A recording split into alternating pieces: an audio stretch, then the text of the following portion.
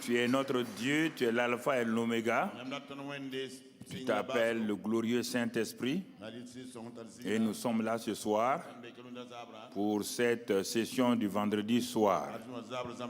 Nous te disons merci d'avance parce que non seulement tu es présent en nous, avec nous et au milieu de nous, et nous nous attendons à toi, nous nous appuyons sur toi. Nous n'avons pas d'autres ressources, d'autres personnes que toi. Et nous fixons nos regards sur toi, sur la base de l'œuvre achevée de Christ, centrée sur le sang de Jésus-Christ. Ô glorieux Saint-Esprit, c'est toi qui nous ouvres, illumine les yeux de nos cœurs pour que nous comprenions.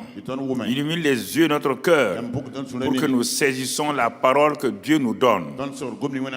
Nous voulons aider ton troupeau. Nous voulons nourrir ton troupeau. Parfois, nous n'avons pas la parole. Nous n'avons pas l'herbe fraîche. Nous ne voulons pas être des serviteurs hypocrites qui donnent à ton troupeau des épines. Ô glorieux Saint-Esprit, donne-nous la parole, esprit et vie. Ce que Jésus donnait à son peuple. Il ne donnait pas d'autres paroles. Les pharisiens donnaient la lettre, Jésus donnait la parole, esprit et vie. Et nous sommes ses disciples, nous sommes ses enfants. Et nous voulons donner ces paroles, esprit et vie, afin que ton troupeau soit nourri, transformé, changé. Que toute la gloire te revienne. Merci. Au nom de Jésus. Amen, amen, amen. Asseyez-vous. Gloire à Dieu. Gloire à Dieu. Il y a des choses qui amènent des changements dans la vie des gens. Mais quand ce couple-là a vu cet homme de Dieu, Apollos, prêcher, on n'a pas dit qu'Apollos n'est pas un prédicateur. Paul même dit qu'il parle d'Apollos, il parle de Céphas, il parle de lui. Donc voilà. Et il dit que c'est un prédicateur, Apollos a arrosé tout ça. C'est bon. Mais Apollos n'avait pas toute la révélation. Il faut qu'on reconnaisse ça. Tout le monde n'a pas toute la révélation.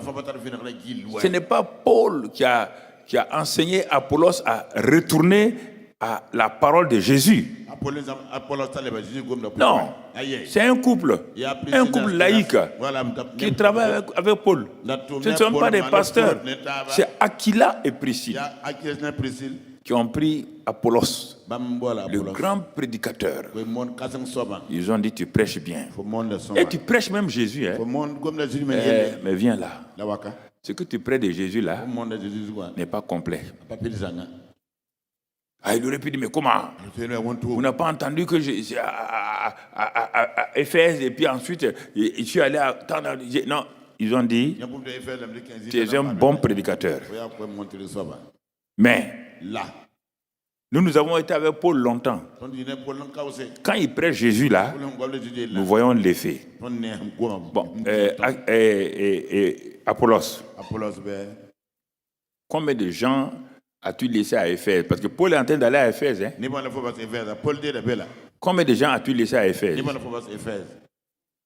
qui sont convertis, changés, remplis du Saint-Esprit? Bon, lui, en tout cas, il croit qu'il a laissé 12 personnes.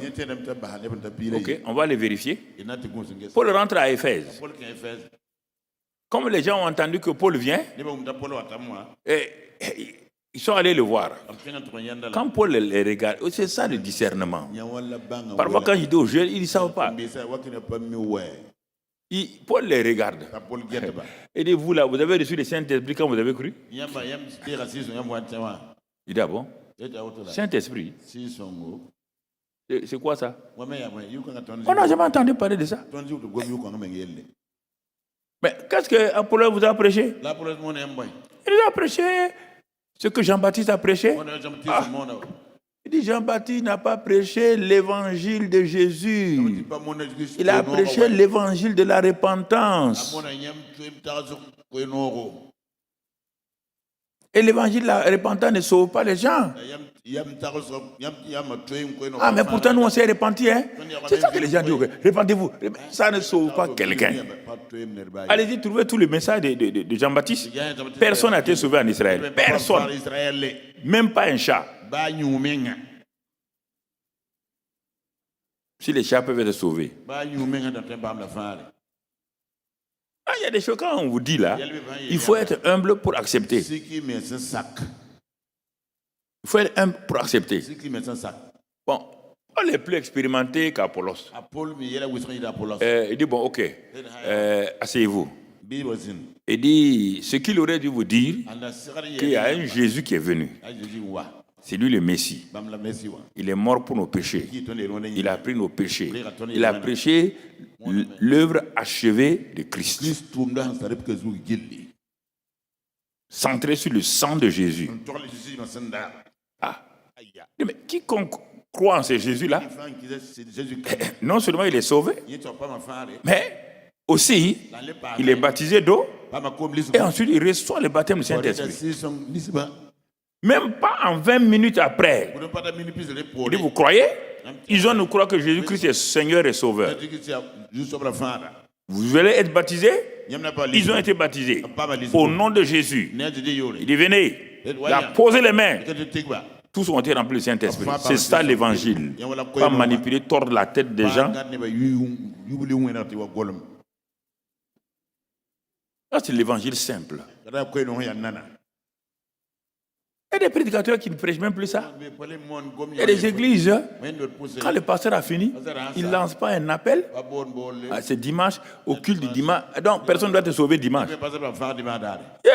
Yeah. Donc, chez toi, dans ton église, personne ne doit te sauver dimanche. On doit te sauver quel jour? Puisque tu n'as pas réunion lundi. Tu n'as pas réunion mardi. Quel jour les gens soient sauvés? Chaque réunion est une opportunité pour présenter le salut aux non-convertis.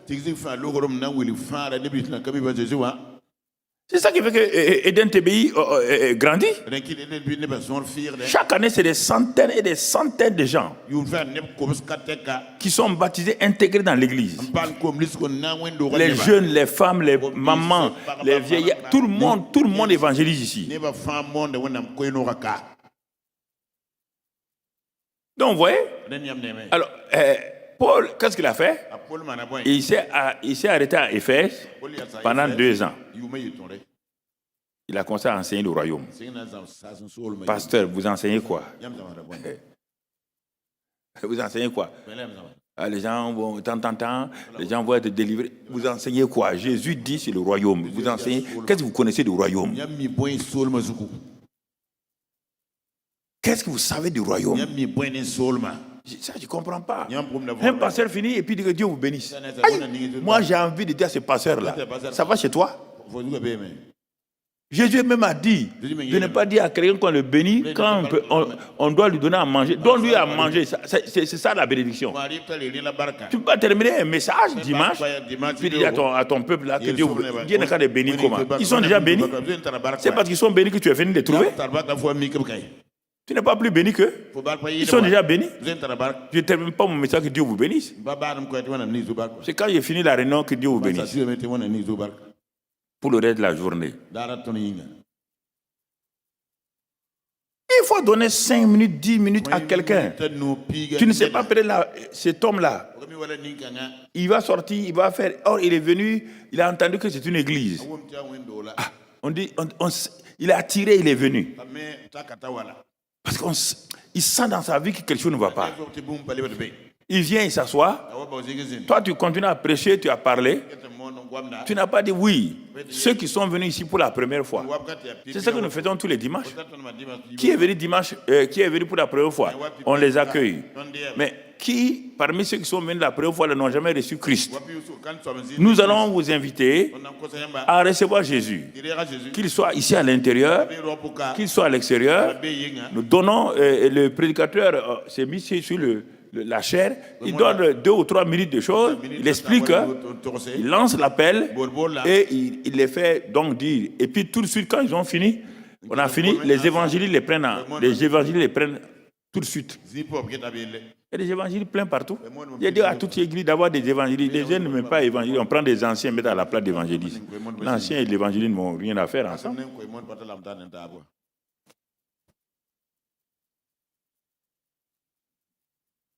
C'est ça. Et c'est pourquoi l'église grandit. Il n'y a pas d'autre secret. Parce que moi, je suis ici. Moi, je ne suis pas pasteur de cette église-là. Moi, je suis pasteur principal du CIUMIA. Depuis 3 ans, moi, j'ai lâché les mains de cette église-là. L'église est entre les mains de la maman Karambiri, avec le conseil pastoral élargi. Ils sont là, tous des jeunes, des laïcs, des évangélistes. C'est eux qui dirigent. Et ils font du bon travail. Excellent travail.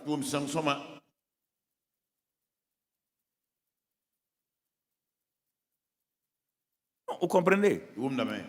Une église locale qui est grandie. Je n'ai pas voulu parler de la croissance numérique. Non, il ne parle pas de la croissance numérique. La croissance numérique doit être maîtrisée par chaque pasteur. Ce n'est pas à moi de venir t'enseigner comment faire grandir ton église par des nouveaux convertis. Ça, je ne le ferai jamais. Que Dieu me garde de ça. Si tu ne sais pas le faire, il faut démissionner. Il faut démissionner quand tu pars. Toi, tu ne sais pas parler et que tu n'es pas évangéliste. Les femmes sont évangélistes ici. Les hommes sont évangélistes. Les jeunes sont évangélistes. Et ils font le travail. Toi, tu négliges ce que Jésus a dit que c'est la chose principale. Aller par tout le monde et prêcher la bonne nouvelle à toute la création. Faites des disciples. C'est la première chose que Jésus a demandé, nous a imposé. Ce n'est pas pour enseigner les gens. Les gens sont trop enseignés et puis ils mangent, ils vomissent, ils reviennent, ils mangent, ils vomissent, ils font diarrhée. Laisse-les tranquilles. Laisse-les tranquilles. Vous n'êtes pas enseignant, vous voulez enseigner. Tout le monde n'est pas enseignant. Tu es pasteur, oui, mais tu n'es pas enseignant. Et ça, je te le dis. Tu es enseignant, demain matin, tu vas venir t'asseoir ici enseigner ce que tu vas dire là. Je vais te voir. Enseignant, c'est un ministère. Ils ont appelé docteur, mais c'est enseignant.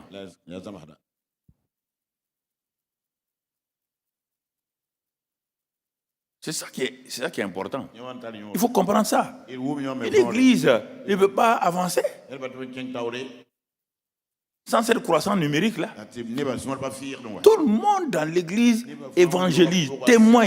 Dit vous serez mes témoins. Dès que le Saint-Esprit vous touche, témoin. Femmes, hommes, enfants, vieillards, tout le monde. Dès que le Saint-Esprit vous touche, vous recevez une puissance et vous êtes témoin. J'ai été converti la même semaine. Mon pasteur m'a mis dans les rues de Toulouse. Je n'étais même pas rempli de Saint-Esprit, ni baptisé d'eau. Il dit Mamadou, tu sors avec la jeunesse là. Il dit mais pour faire quoi? Tu dois évangéliser, tu dois témoigner. J'ai amené des gens. J'ai une bouche, non? Jésus est mort pour vous. Il a pris vos péchés. Ça aussi, c'est difficile. Mais vous allez voir qui va vous accueillir au ciel. Qui va vous accueillir au ciel? Qui? C'est celui que tu as amené à Christ qui sera là. Bienvenue. Bienvenue, frère. Grâce à toi, je suis ici. C'est pas ce que tu as enseigné. Ce sont ceux qui sont rentrés dans le royaume, nés de nouveau dans le royaume, par ton ministère de témoin. C'est eux qui vont t'accueillir. Quand Jésus t'accueille là, et ils sont là, il dit à Jésus, c'est grâce à cette sœur-là que je suis devenu chrétienne. Mais si on dit qu'une femme de pasteur ne doit pas faire le travail, elle doit faire quoi alors? Elle doit danser Goumbé? Et là, c'est vous, femmes de pasteur, femmes de pasteur. Il faut vous révolter. Hein? Moi, je vous dis de vous révolter. Ce n'est pas un péché. Révolter et puis commencer à témoigner, allez, prenez les gens de votre église là, allez dans tel quartier, gagner des âmes. Femmes de pasteur là, allez gagner des âmes aussi, c'est un péché. Tu dis à ton mari là, c'est écrit où c'est un péché.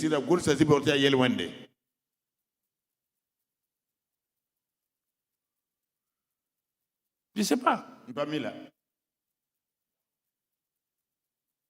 Voici des choses où vous tournez, on vous regarde. Vous voulez faire des grandes choses pour Dieu. Tu peux faire grandes choses. Quelle grande chose pour Dieu? Quelle grande chose? Quelle grande chose? C'est des choses importantes. savez, je prends d'abord 5, 10, 15 minutes à ce que le Saint-Esprit me dise, maintenant, commence le message.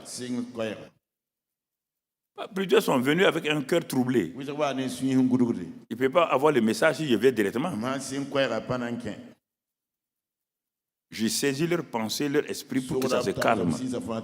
Comme l'eau boueuse dans un verre, quand tu poses, la boue là va doucement en bas. Et en ce moment-là, tu peux faire pour boire.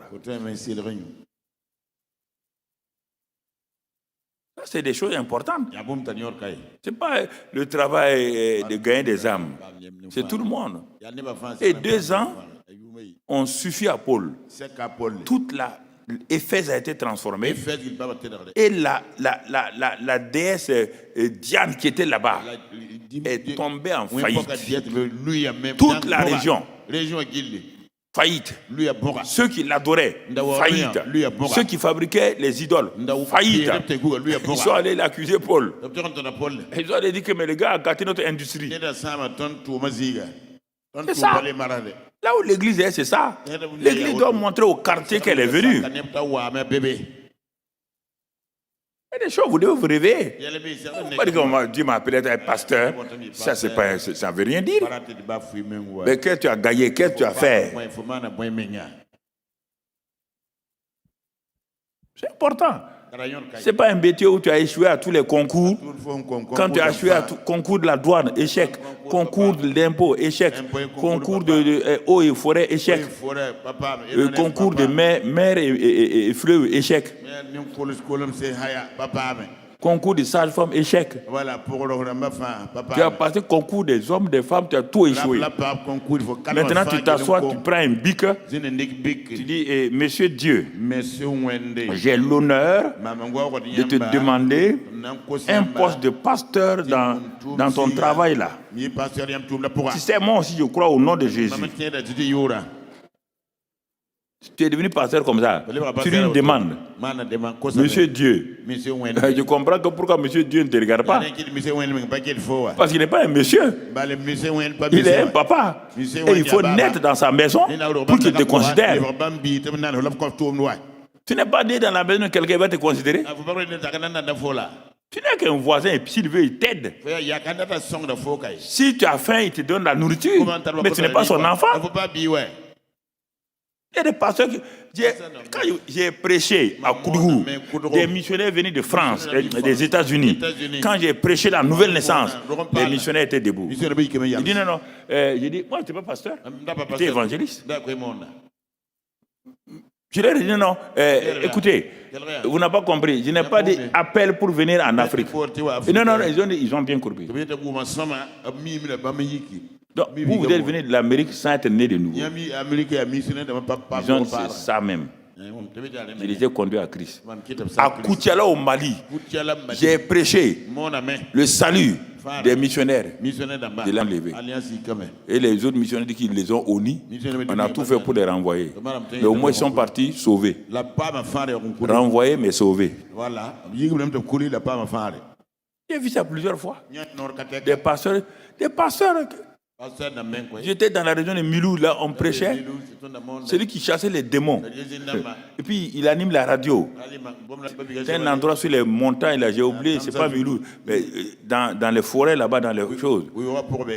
Je prêchais. Celui qui animait la radio, il chassait les démons. Quand j'ai fini, j'ai lancé l'appel, c'est lui qui était devant. Il dit, c'est pourquoi? Il dit non, lui veut se convertir. Toi tu chasses les démons, il va te convertir. Et tu animes la radio. Hey.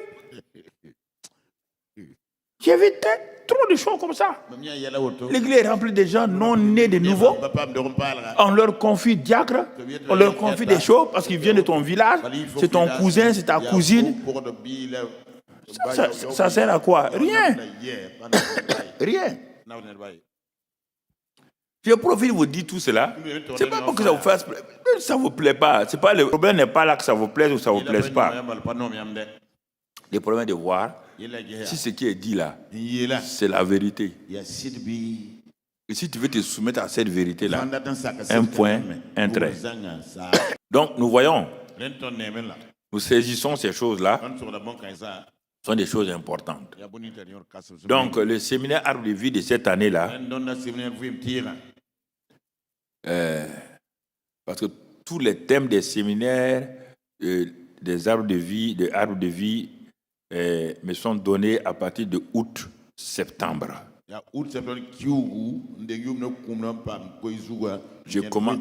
Quand on finit le séminaire de Pentecôte, donc je commence à prier.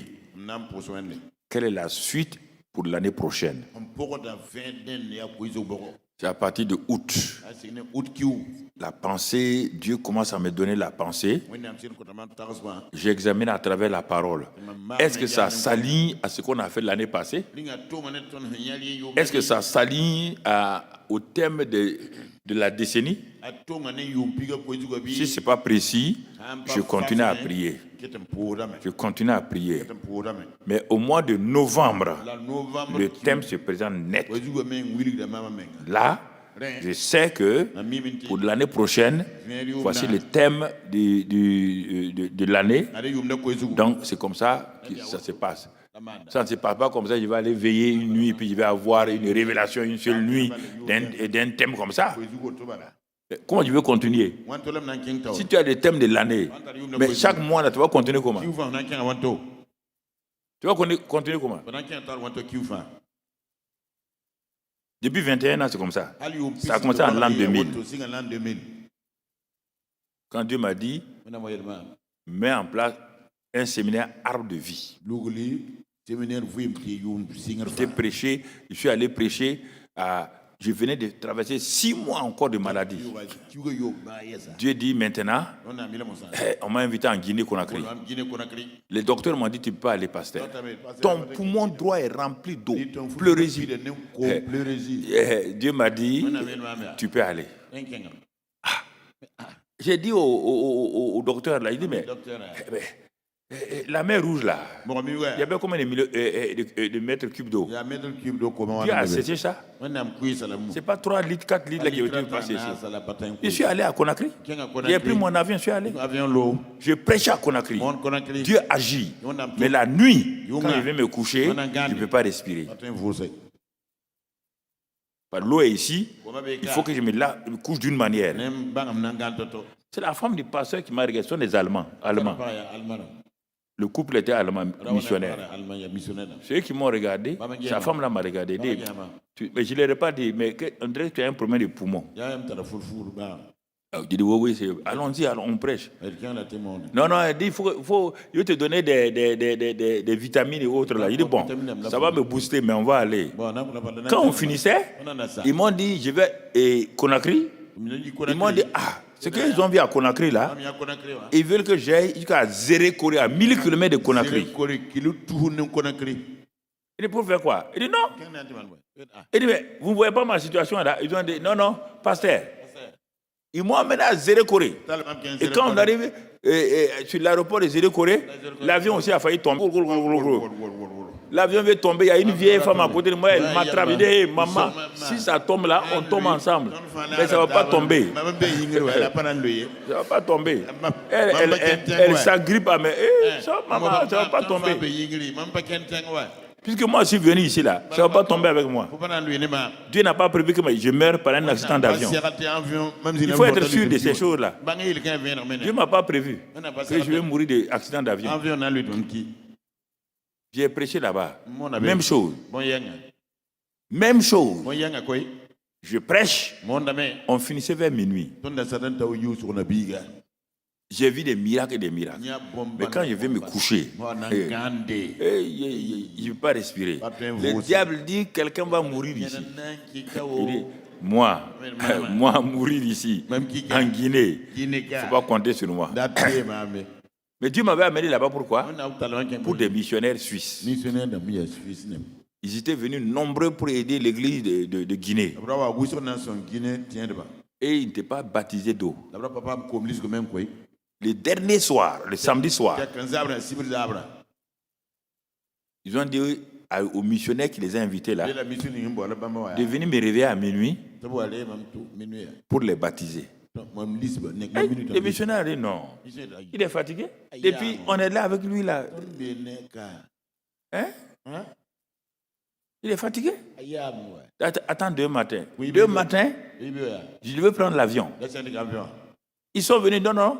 Il dit, bon, si c'est ça, ils n'ont qu'à me prendre dans leur voiture. Il y a une rivière qu'on traverse pour aller dans l'aérodrome là.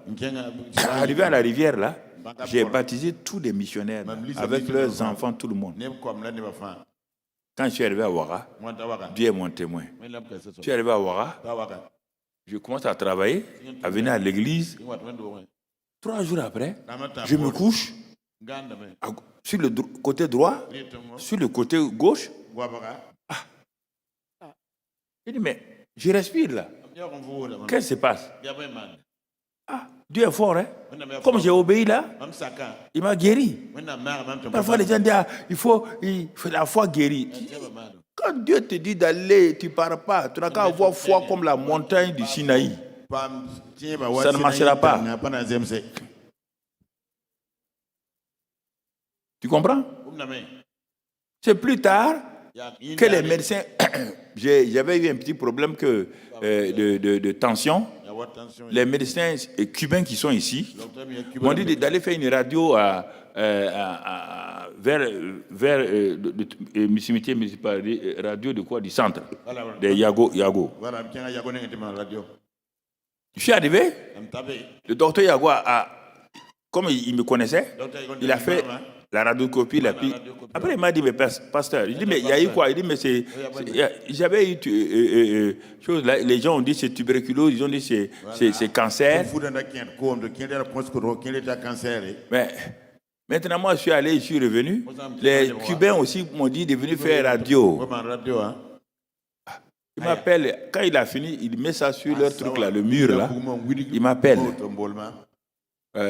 Il dit, pasteur, viens. Je rentre dans son bureau. Il me dit, mais pasteur, et regarde, ton poumon droit là. C'est ça qui avait pleurésie, non? Il dit oui. Mais regarde, c'est les poumons d'un jeune. Voilà. J'ai eu beaucoup de tribulations comme ça. J'ai eu beaucoup de problèmes comme ça. Mais je n'ai jamais baissé les bras. Pourquoi tu veux que je baisse les bras? Pourquoi tu veux que je murmure? Je murmure contre qui? Contre Dieu. Ça fait mal. Oui, c'est fini. Je n'ai pas dit oui à quelqu'un. C'est moi qui dis oui à moi-même.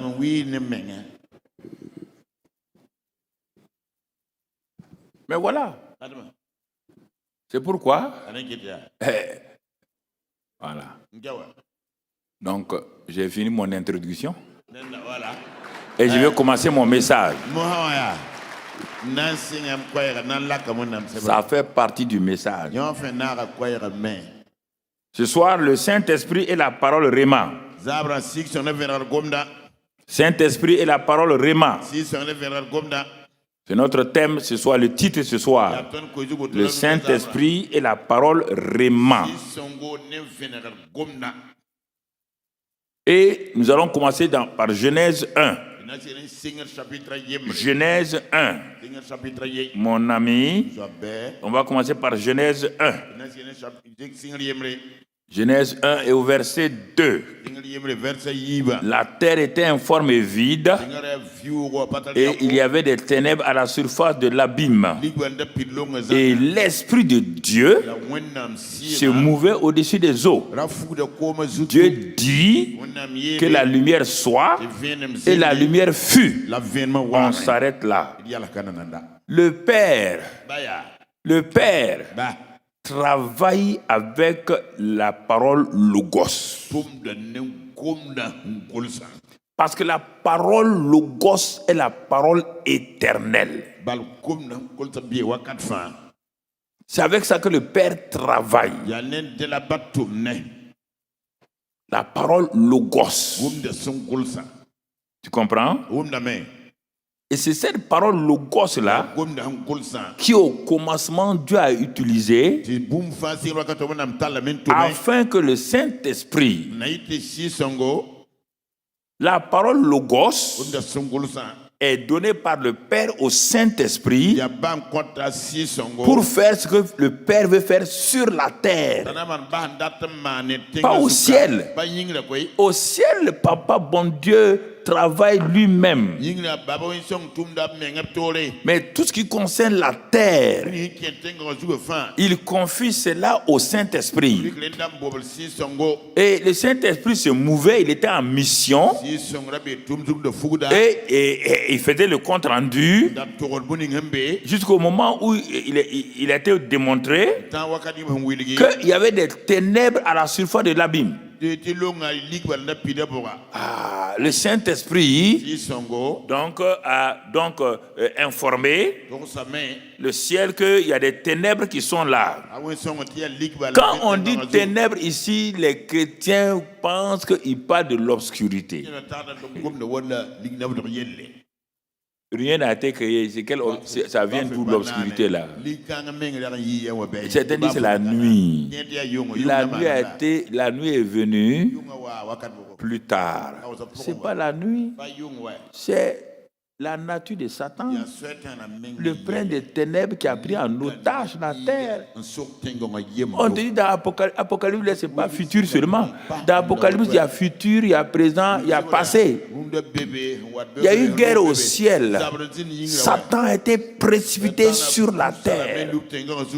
Est-ce que tu ne sais pas que la terre sur laquelle nous sommes là, ce n'est pas la première terre? On te dit que la terre était informe et vide. On n'a pas dit que Dieu a créé la terre. Elle était là, informe et vide. Il y avait une terre avant que Dieu avait créée.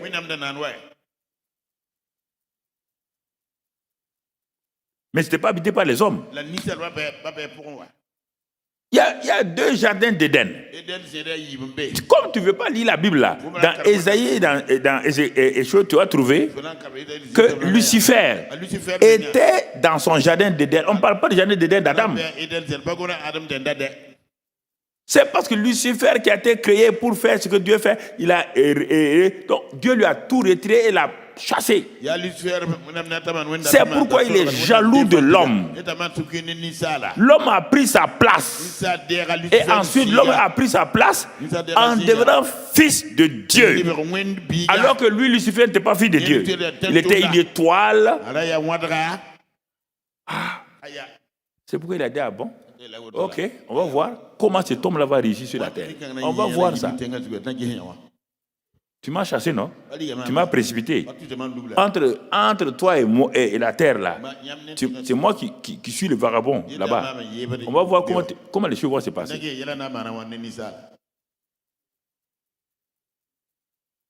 Le Saint-Esprit est descendu. Toi, tu ne crois pas ça. Quand Daniel a eu la révélation, il a commencé à prier. Daniel a fait combien de jours de prière? 21 jours.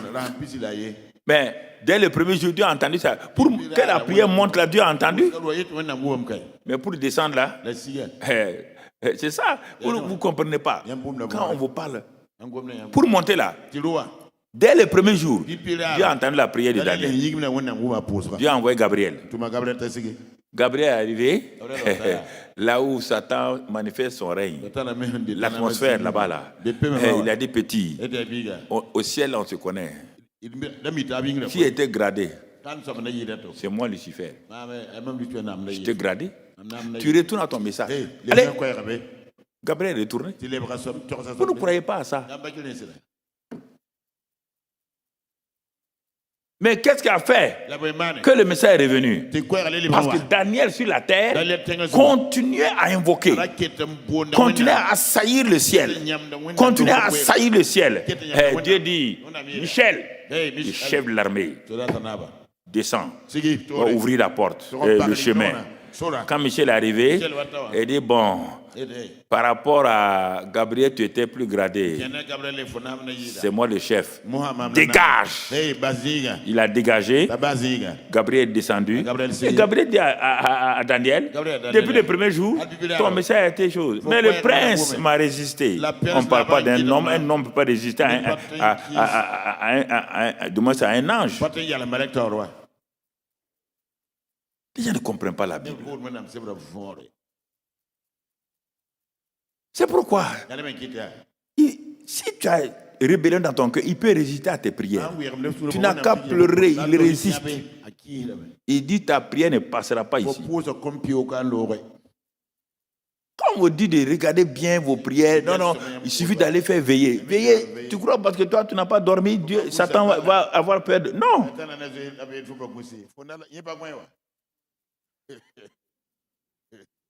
Donc, est-ce qu'il y a des choses que nous devons comprendre?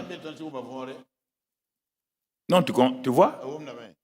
Donc, quand maintenant, Dieu dit, je vais envoyer la parole. La parole, c'est qui? C'est lui-même. J'envoie la parole. La parole est sortie de lui-même. Et surtout sous la forme de quoi? Lumière. Puisque Dieu est le Père des Lumières. On va lire dans Jacques, il est le Père des Lumières. Pour parler de lumière là, il ne parle pas de lumière électrique ou de la lampe ou du soleil. Le soleil n'existait pas. Il n'y a pas d'électricité. La lumière est venue d'où? C'est sa propre nature qu'il a envoyée comme parole et que le Saint-Esprit a pris et la lumière fut. La lumière fut. Alors qu'il n'y a pas de soleil. Est-ce qu'il va créer le soleil?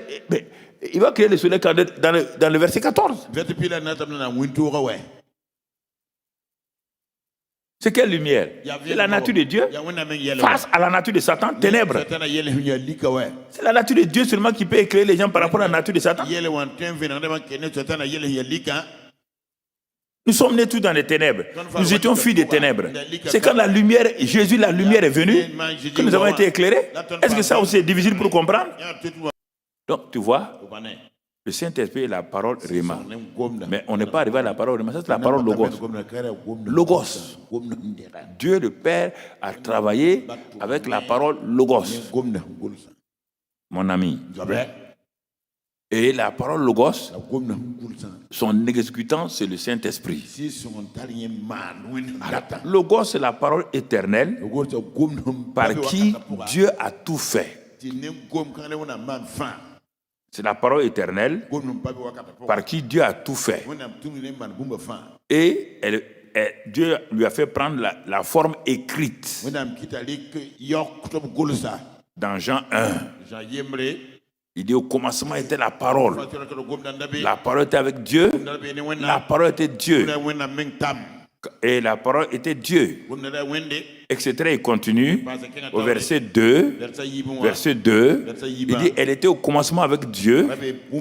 Et il continue en disant toutes choses ont été faites par elle. Rien de ce qui a été fait n'a été fait sans la parole. Là-bas, c'est le Logos. Elle est éternelle. Il l'a mis sous la forme écrite.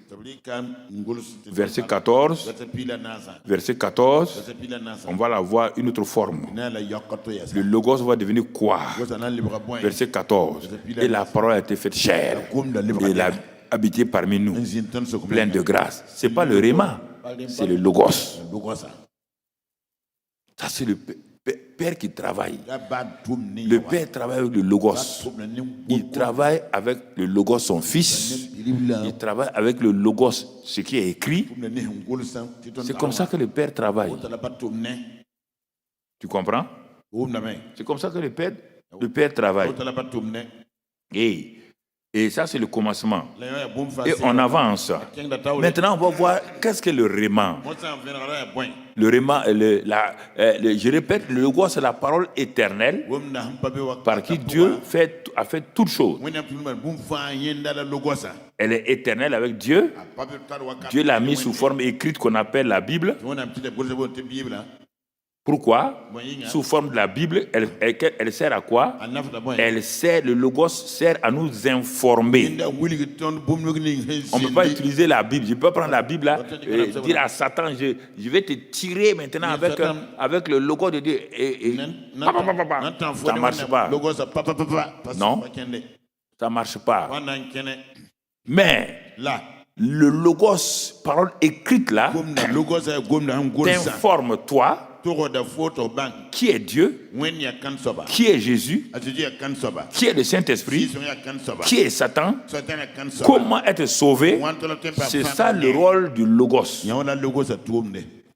C'est pourquoi si tu ne lis pas le Logos, parce que le Réma va sortir du Logos. Le Réma est l'enfant de Logos. Il y a des Réma. C'est comme si ça, c'est sur leur tête là, ça vient comme une échelle. Non. Le Réma est enfanté par le Logos, par le moyen du Saint-Esprit. Ça, c'est pour les hommes. Le Réma n'est pas pour Dieu. C'est pour nous. C'est pour moi. Tu comprends? Mais le Logos là, chaque jour, je dois méditer. On va voir tout à l'heure les 7 formes du Réma. Chaque jour, je dois regarder. Chaque jour, je dois... Toi, tu te lèves, tu ne lis même pas la Bible. Tu lis lecture de la Bible pour 1 an. Toi, tu vas laisser quelqu'un va te dire comment lire la Bible. Car il y a... Tu n'as pas intelligence? Par exemple, Darby, là, qui a écrit l'autre Bible, là. Il ne connaît pas la nouvelle naissance.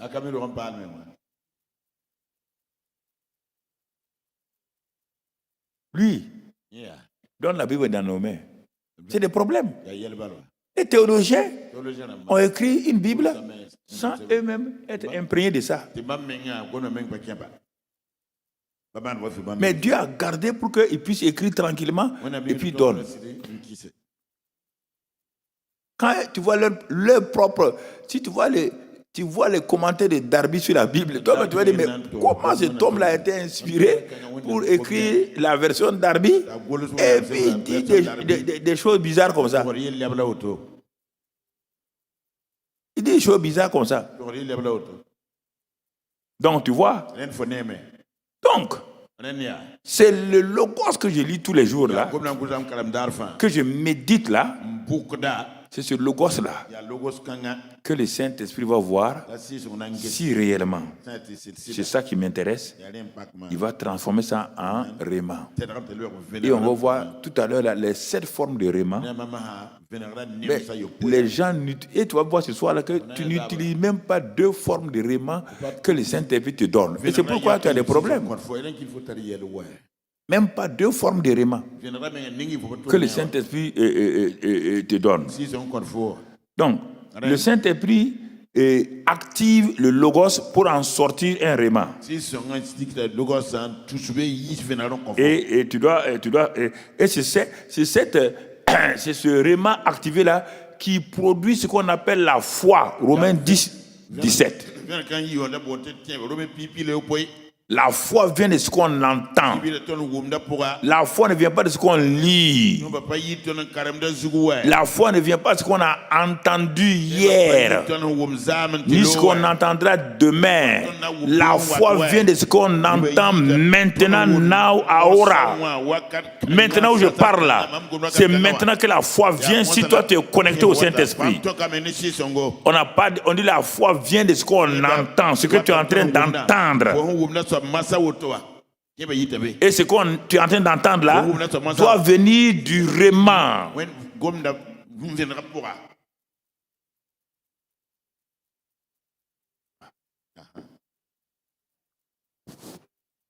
Le Logos te nourrit et t'éclaire, et le Réma te donne la foi.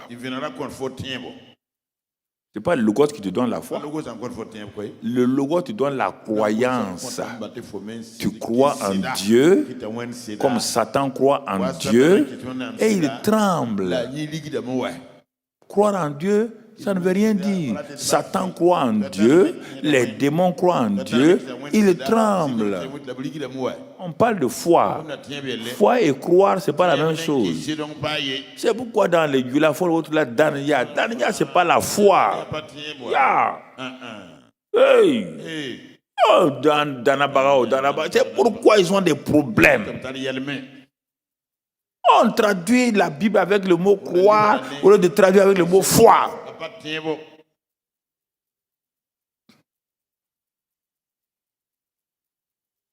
Ça ne va pas.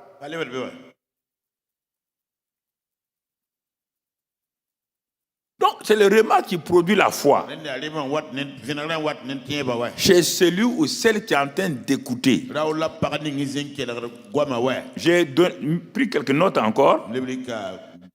Regardons le psaume 119, verset 17. Psaume 119, verset 17. Fais du bien à ton serviteur pour que je vive et que j'observe ta parole.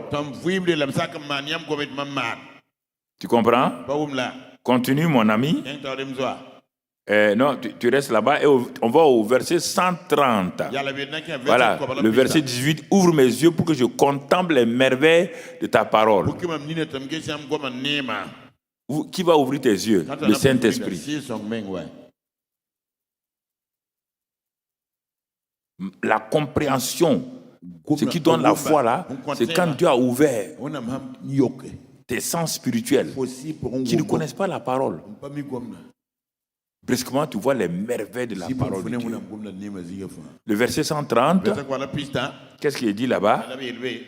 Verset 130, dans ce passage, toujours nous sommes dans le psaume 119, verset 130. Regardons ce que la parole de Dieu nous dit. C'est ça. La révélation de tes paroles est claire. Pas la lecture. Oh, il faut lire la Bible. Faut lire. La lecture t'informe. La lecture te dit que Dieu est comme ça, Dieu a fait ça, Dieu a fait ça. Chaque matin, j'ai fait ma lecture biblique. Et j'ai dit aux gens, tu as reçu quoi? Pasteur, j'ai fait ma lecture, tu n'as rien reçu. Donc, tu as fait le logo, tu n'es pas arrivé au Rhéma. Le logo, c'est le poulet vivant. Le Rhéma, c'est le poulet au rôti. Ce n'est pas le poulet vivant qui nourrit quelqu'un. Va prendre le poulet vivant, mange demain. Tu vas voir ce qui va t'arriver. C'est ça qu'on appelle la lettre tu. Pour que le poulet vivant là te soit utile, se transforme en minéraux et vitamines. Il faut qu'il soit préparé par une bonne femme,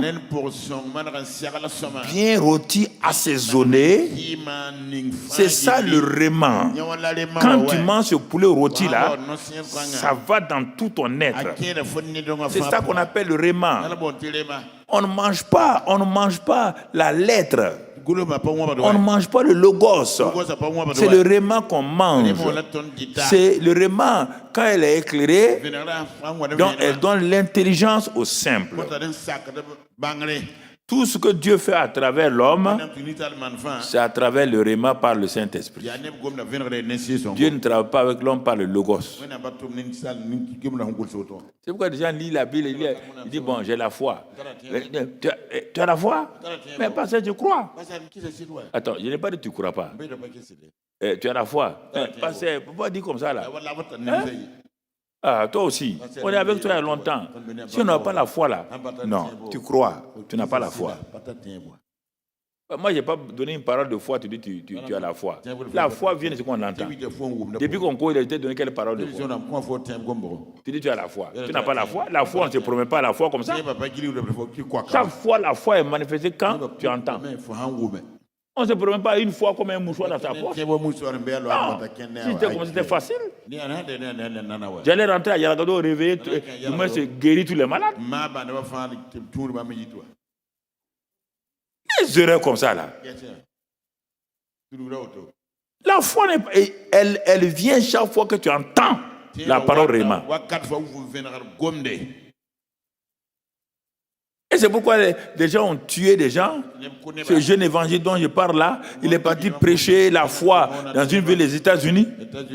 Il a dit maintenant, Dieu me dit que si vous croyez, tous ceux qui portent des lunettes là, tous ceux qui croient, qui portent des lunettes avancées, les gens sont avancés, sont venus devant. Vous croyez que Dieu guérit? Ils ont dit oui. Vous croyez que Dieu fait ceci? Ils ont dit oui. Si vous croyez, montrez votre foi. Enlevez vos lunettes. Ils ont enlevé. Mettez sur la terre le sol. Ils ont mis sur le sol. Piétinez. Ils ont piétiné. Quand c'est fini, pour retourner à leur place là, les journaux sont venus. Mais je vous dis des choses, les journaux sont venus. C'était terrible. Les journaux sont venus. On vous a dit que les protestants là sont bêtes. Mais ceux qui ont ri dans la ville là, ce sont les vendeurs de lunettes. D'ici chaque mois, il y a un évangéliste comme ça là. Mon ami, on est riche, on est riche. Dieu n'a qu'à nous envoyer un évangéliste comme ça. Chaque mois, et on sera riche. Il ne faut pas confondre la croyance et la foi. En 90, quand je partais à Kinshasa pour la conférence panafricaine, j'ai failli ne pas aller. Tout juste l'avant-veille là, j'ai lu dans les journaux de Brazza, puisque le fleuve Congo est entre Brazzaville et puis Kinshasa, j'ai lu là-dedans qu'un pasteur a pris ses chrétiens, il est parti, si tu vois le fleuve Congo, la partie où il y a Brazzaville là, c'est bien, mais si tu vois un peu de choses, il y a comme un torrent fort qui descend d'un seul coup. Il a pris ses chrétiens, il est parti là-bas. Pierre a marché sur l'eau. Il amène les gens pour marcher. Seigneur, parfois. Les gens ont dit, ah bon, pasteur, tu veux faire quoi? Marcher sur l'eau. Mais il y a un problème. Il y a les pirogues. Pour aller à Kinshasa, il y a le yacht là. Non, vous ne comprenez pas. Nous pouvons marcher sur l'eau. Il a amené, les gens ont suivi. Il est rentré dans l'eau. L'eau était aux chevilles. Les chrétiens ont dit, hey, pasteur, il faut retourner. Il dit, non, attendez, vous allez me voir marcher sur l'eau bientôt. Mais il est parti trop près, là où il y a le précipice là. Et vous savez que dans les fleuves là, il y a des trucs gluants là. Et il arrive à un moment donné, quand il lève un pied là, l'autre pied glisse. Dans l'autre côté, on a mis 3 jours pour trouver son corps. Tous les journaux à Brazzaville, Kinshasa, on vous a dit les évangélistes sont bêtes. Moi, j'étais découragé quoi. Je dis, mais tu vas aller dire quoi à Kinshasa maintenant? Je vais aller faire dire quoi à Kinshasa? Je vais aller prêcher quoi? Donc tu vois, pas confondre foi et croire. Faites attention. Hein. Jetez vos médicaments. Si tu as la foi, je ne jette pas mes médicaments. Je ne jette pas mes médicaments.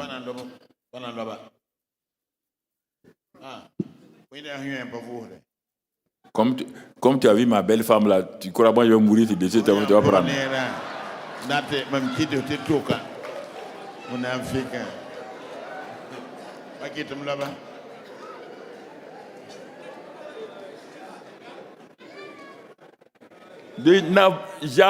J'avale le comprimé. Par la foi, j'avale le comprimé. Le comprimé va travailler à moi. Ou des gens comme ça. Non, si tu as la foi, il ne faut plus avaler les corps. Okay? N'avale pas. Ce n'est pas la foi, hein? Ça c'est croire.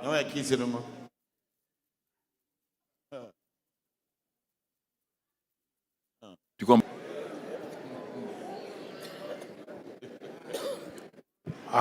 La parole réma. C'est la parole esprit et vie. C'est une parole. Jésus dit dans Jean 6. Écoutez.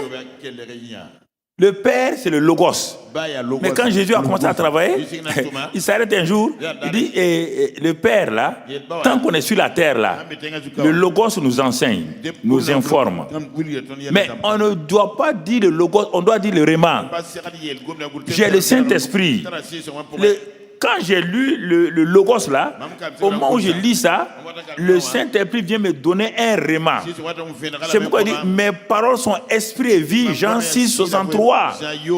Mes paroles sont esprit et l'esprit produit la vie. Car c'est l'esprit qui vivifie. Voilà ce que Jésus dit. Et toi tu laisses ça. Il dit, la chair ne sert de rien. Quand j'ai lu ça la première fois, je me suis assis, j'ai regardé. Il dit, ah bon? Jésus ne parle pas au hasard? Non.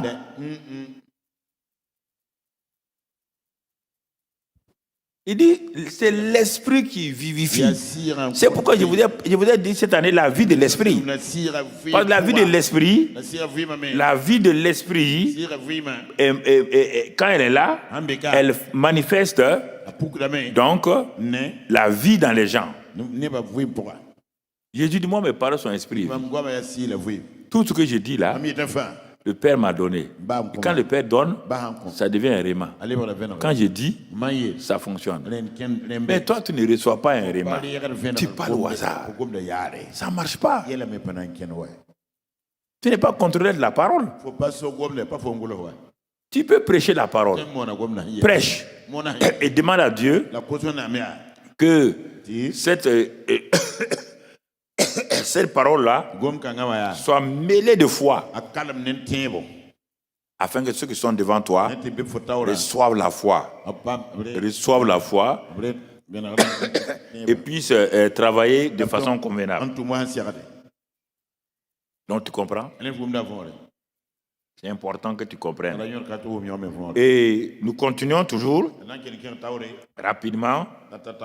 Quelle est la condition pour que réellement je reçoive le réma? Jean 15, verset 19. Jean 15, verset 19.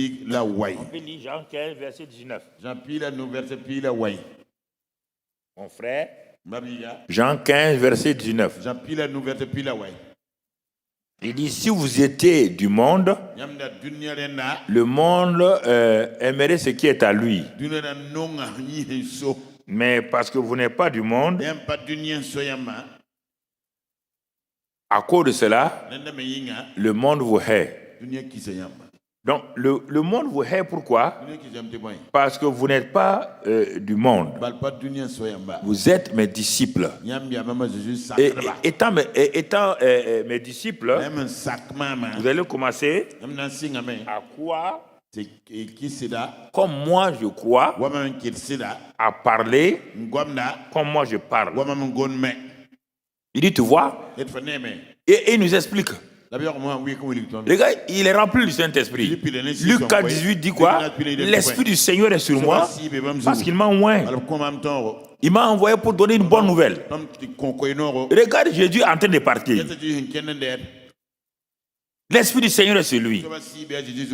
Mais on ne voit rien. Parce qu'il n'a pas encore parlé. Ses paroles sont esprit et vie. L'esprit est sur lui. Il n'a pas ouvert sa bouche. Tu comprends? Verset 31. Luc 4, verset 4, 31. Il va avec cet esprit-là dans une ville à Capernaum. Il rentre dans cette ville-là. Et quand il est descendu là-bas, il enseigne le jour du sabbat. On était frappé de sa doctrine quand il parlait avec autorité. Ah? Mais c'est qui ça? Même Jean-Baptiste n'a pas parlé comme ça. Parler avec autorité, c'est pas avec force. C'est-à-dire que l'autorité veut dire qu'il exerçait une domination spirituelle sur tout ce qui était là. il parlait avec autorité. Et tu vois au verset 36, on va aller au verset 36 pour ne pas perdre du temps. Verset 36, quand il a fini de délivrer cet homme en disant démon sort, tous furent saisis de stupeur et ils se disaient les uns aux autres, quelle est cette parole? Il commande avec autorité et puissance. Il commande avec autorité et puissance. Trois mots déjà très forts qui sont ensemble. Aux esprits impurs, et ils sortent. Et ils sortent. Ah, ils sortent. Tu vois? L'esprit est sur lui. Mais il faut que tu aies la parole Réma. Ça, c'est pas... L'onction ne fait pas ça. C'est la parole qui fait ça. C'est la parole que Dieu a envoyée au Saint-Esprit là, qui a amené la lumière. Les gens disent, l'onction seule ne fait pas ça. L'Esprit du Seigneur est sur lui. Mais il n'a pas guéri quelqu'un. Il dit que l'Esprit du Seigneur est sur moi, il m'a envoyé pour donner une bonne nouvelle. Si tu ne donnes pas une bonne nouvelle, tu ne verras pas Dieu agir. Bien que tu aies l'onction sur toi. Parle. Luc 24, verset 30. Nous sommes en train d'aller, Luc 24, verset 30.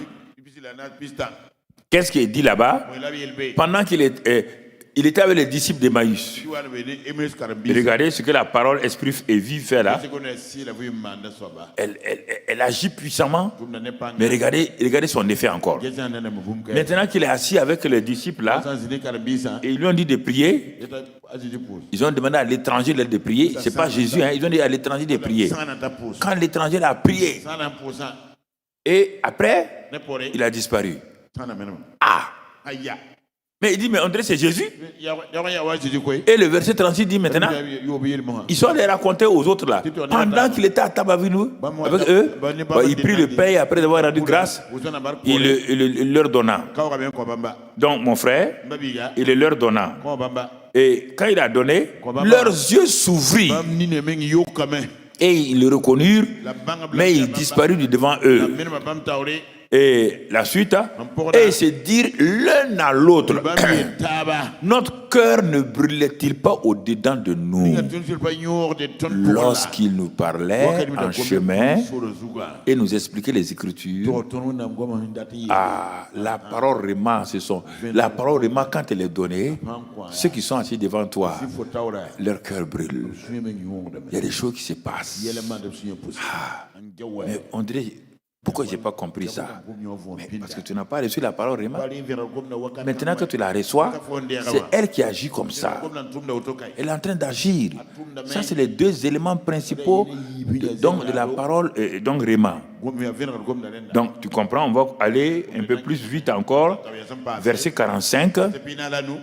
Verset 45, qu'est-ce que la parole Réma fait toujours? Verset 45 de Luc 24. Jésus, maintenant, il est apparu au milieu de tous ses disciples. Il leur ouvrit l'esprit afin qu'ils comprissent les Écritures. Ah, toi, tu as les Écritures, tu as la Bible. Pourquoi tu ne comprends pas? Pourquoi tu ne crois pas au surnaturel? Pourquoi tu ne crois pas aux esprits méchants? Tu ne crois pas aux anges? Pourquoi? Parce que ton esprit n'est pas ouvert. C'est la parole Réma qui ouvre les esprits. La parole Réma qui ouvre les esprits. L'esprit de l'homme. Toi, tu es un grand théologien. Tout ce que tu lis, tu analyses. Ça, tu n'auras jamais une révélation. Pierre était assis, Jean, sans révélation. Quand Jésus a ouvert leur esprit, il n'a pas ouvert leurs yeux cette fois-ci, hein, leur esprit. Leur esprit est fermé, ils ne sont pas nés de nouveau encore.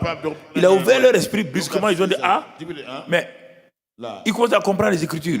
Ça, c'est quelle Écriture? Parce que la parole Réma est sortie de la bouche de Jésus. Il prend les Écritures, quand il parle, le Saint-Esprit transforme ça en parole Réma. Donc tu vois, ça c'est le premier élément. C'est pas dans les 7. C'est en dehors des 7. Ça, c'est toujours parole, esprit et vie. Le deuxième élément de la parole Réma, ça vient comme un ordre de Dieu, comme une parole prophétique. Les gens disent on prophétise.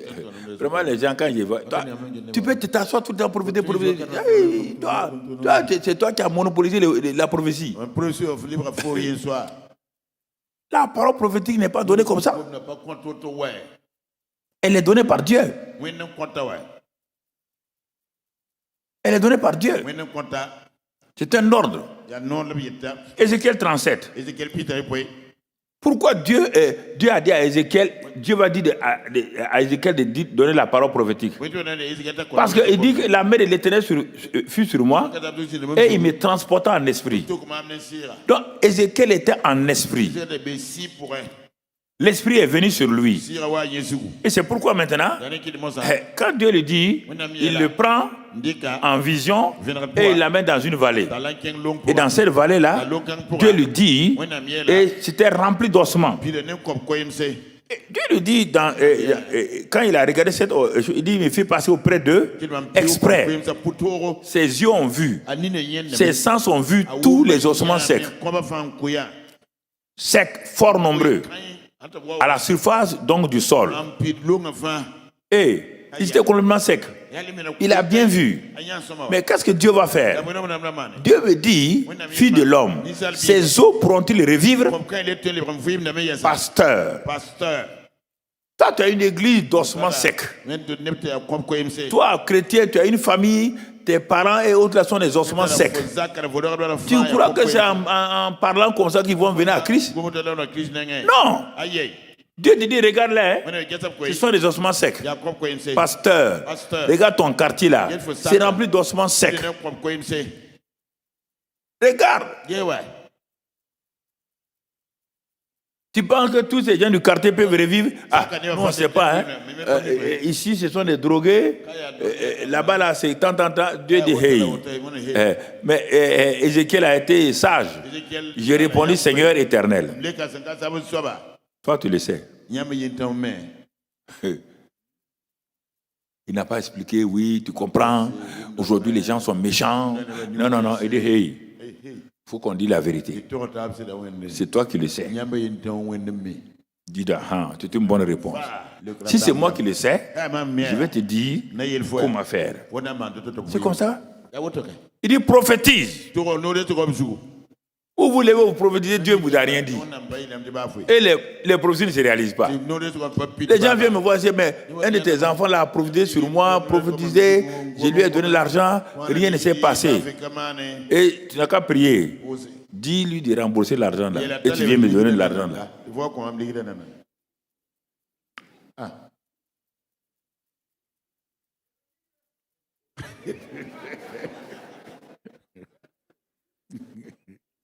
Pas prophétiser prendre l'argent des gens. Il me dit prophétise sur ses os. La parole vraiment est claire. Il n'a pas de prophétise.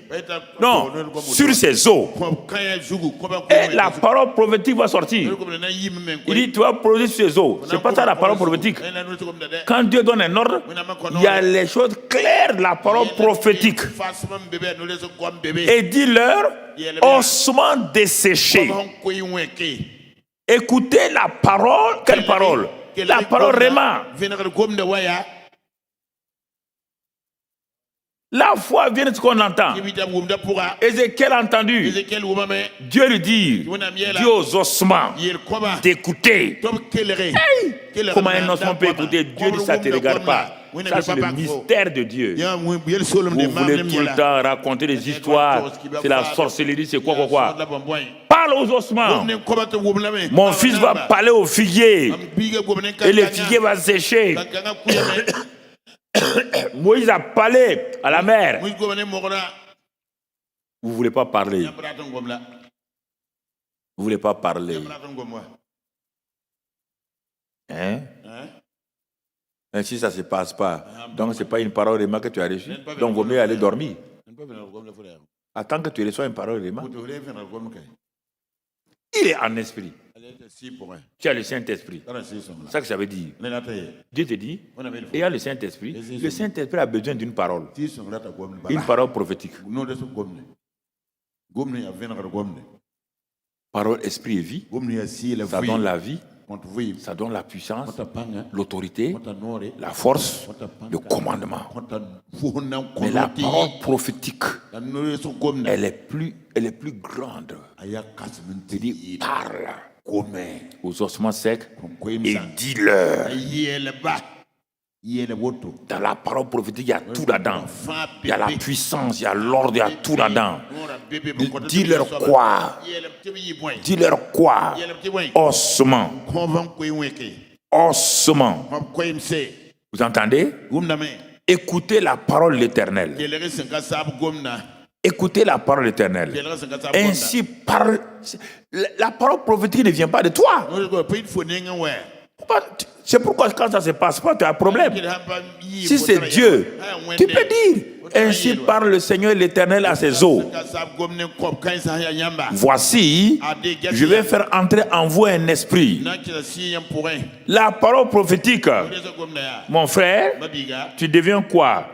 La parole prophétique est prononcée par un homme dont la bouche est comme Jérémie 15, verset 19. Jérémie 15, verset 19. On arrête là pour revenir à Jérémie 15, verset 19.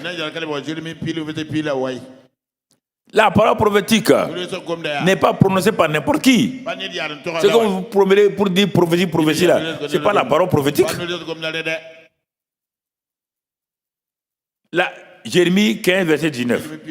Voilà les bouches qui sont habilitées à parler la parole prophétique. Dieu dit à Jérémie, c'est pourquoi ainsi parle l'Éternel.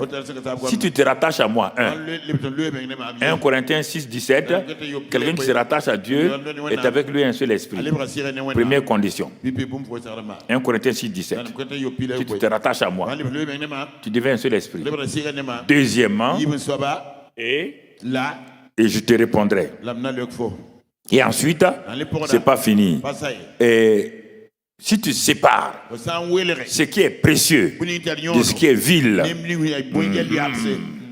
tu seras comme ma bouche. Toi, tu prends ta bouche qui critique les gens, qui diffame les gens, tu veux dire la parole prophétique. Ça ne peut pas marcher.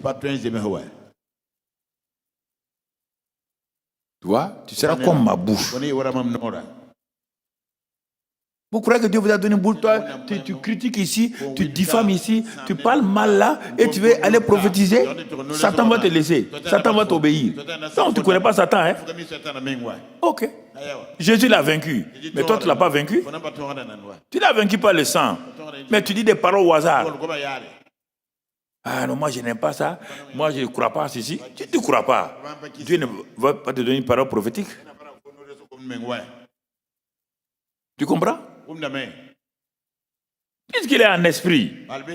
Non, Dieu c'est pourquoi Dieu a purifié la bouche d'Ésaïe. Tu es prophète, mais tu ne peux pas donner la parole prophétique.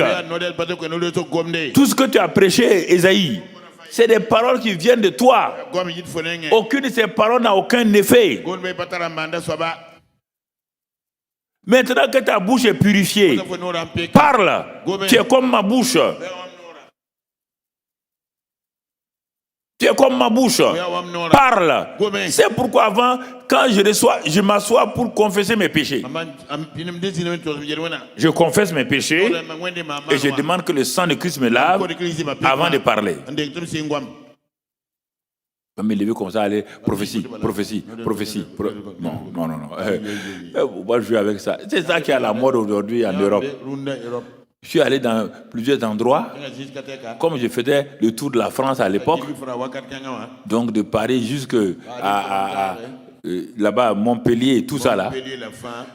Je tenais les réunions de réveil, tout ça dans les villes, à Marseille, Bordeaux, partout, j'étais partout pendant 10 ans, toutes les grandes villes. Et les jeunes me suivaient et on est arrivé dans un endroit où on était en train de... Il y a un qu'on appelle un prophète. J'ai vu toutes sortes de noms en France. Les gens du Rhône-Rhin, les gens de tel endroit, les gens du mouvement de ceci, tout 10 ans après, tous ces mouvements ont disparu. Je leur ai dit, c'est pas comme ça. C'est pas la mode. Pas la mode. Il y a des gens qui ont fait tout cela. Aujourd'hui, ils ne savent pas s'ils sont chrétiens. On dit, ah, le prophète est venu. Il dit, ah, ok.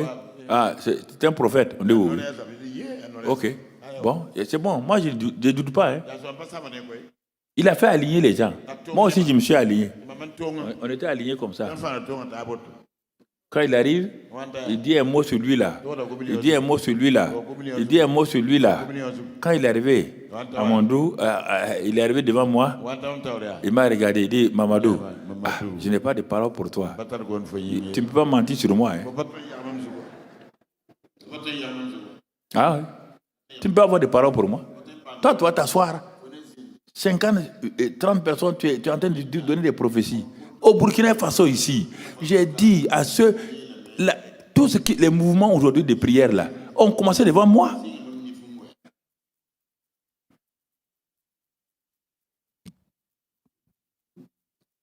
C'est à Kourou que Maman Suzanne a eu ces choses. Donc, c'est moi qui suis allé. C'est qu'elle fait aujourd'hui, là. C'est moi qui ai dit à Maman Suzanne de faire ses réunions avec des femmes, là. Chaque fois, elle dit.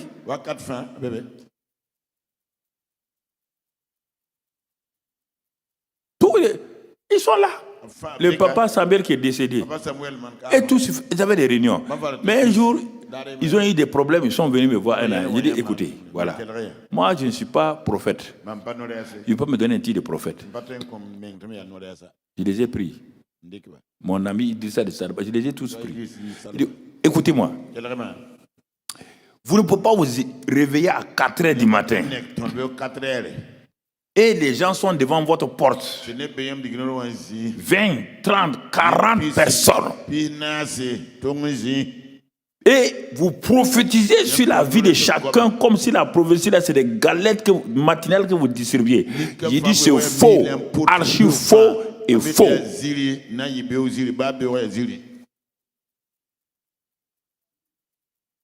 Non. Vous n'avez pas cette capacité-là. Vous êtes trop petit pour avoir cette onction prophétique-là. Tu regardes ceci-là. Tant. Mais quand les gens ne pouvaient pas avancer, c'est là que j'ai commencé à voir. Ils ont commencé à donner des versets aux gens. Les versets, ce n'est pas une parole prophétique. Les versets, c'est la Bible. Ce n'est pas une parole prophétique. C'est la Bible. C'est pour tout le monde.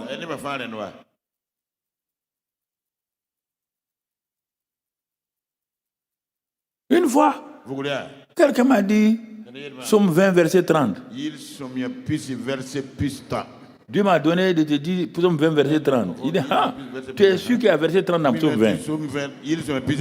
Ceux-ci s'appuient sur leur char. Tu es sûr qu'il y a verset 30. Bon, ouvrez, on va voir. Il n'y a pas de verset 30. Et tu veux que moi je te conseille comme prophète?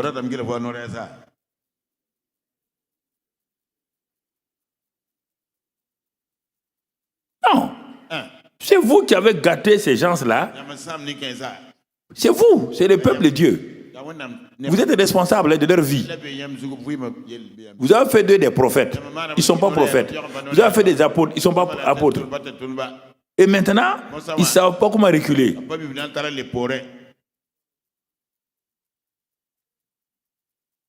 Tu entends? Osement sec, c'est de la part de l'Éternel. On va voir si c'est Dieu qui a parlé. Ézéchiel, c'est Dieu qui a parlé. Mais regarde la suite là. Les ossements ont commencé à faire quoi? À se rassembler. Mouvement, il y a un mouvement dans la vallée. La parole prophétique fait bouger les choses.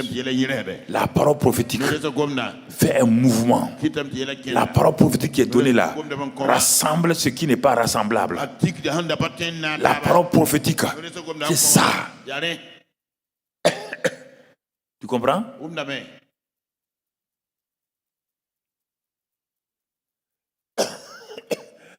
Je suis au Gabon. Dans les années 90. Donc, une femme m'a invité parce qu'elle est venue à la réunion. Son mari, il est politicien. Je m'en vais, je mange. Le frère qui était là-bas, il était dans une grande cour là. Un homme très riche. Il a été ancien ministre des mines du pétrole du Gabon. Mais maintenant, il était dans l'opposition. On est parti, on a mangé. Quand j'ai fini, moi j'ai dit, monsieur le ministre, moi je vais prier pour toi. J'ai mangé, ta femme nous a nourris. J'ai posé ma main dessus. Le Seigneur me dit, dis-lui ainsi dit l'Éternel. Dans 3 mois, il sera vice-président de la République du Gabon. Vice-président de la République du Gabon. J'ai réfléchi 3 fois avant de parler. Je sais qu'il n'y a pas de poste de vice-président au Gabon. Il y avait le président Papa Bongo. Papa Bongo d'Abébé.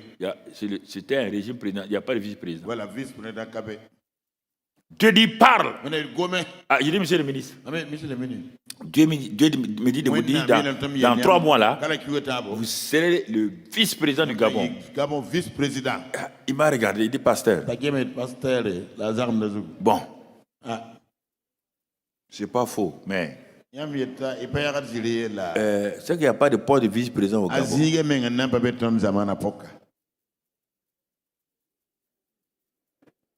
Et deuxièmement, je suis de l'opposition. Donc même s'il y avait ce poste-là, ce n'est pas moi qu'on va prendre pour mettre là-bas. J'ai dit, monsieur le ministre, Dieu m'a dit de vous dire. Le lendemain, on a pris l'avion, Air Côte d'Ivoire, et on est venu par là. C'était en décembre. Janvier, février. Mars, je me préparais pour aller en France, pour prêcher. Avant de quitter, il n'y a pas Internet, il n'y a rien. C'était encore les lettres là. Au temps de Papa Bongo père. Il n'y a pas de choses. Je reçois une petite lettre là. Je ne vais pas ouvrir. Il dit, je vais aller en France et revenir. La voix du Saint-Esprit dit ouvre. J'ouvre. Quand j'ouvre, c'est donc notre monsieur qui m'a écrit. Il dit, mais pasteur, c'est étonnant. Dès que tu es parti, le président Bongo a fait changer la constitution. La parole prophétique a fait changer la constitution.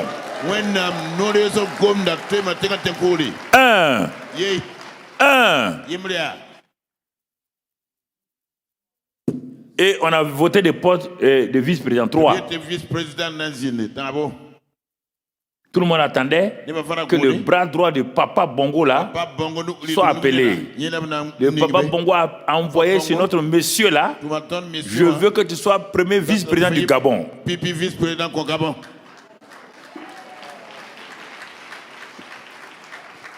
Et en Afrique de l'Ouest ici, je peux te dire ça.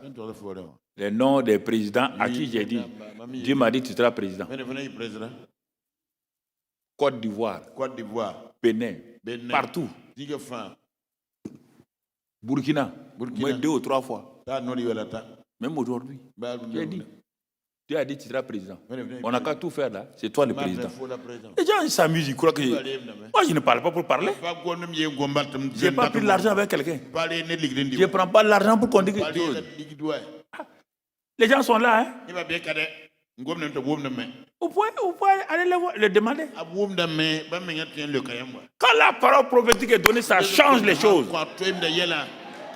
Il y a quoi?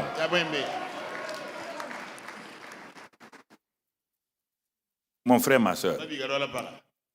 Mon frère, ma soeur. Des choses importantes.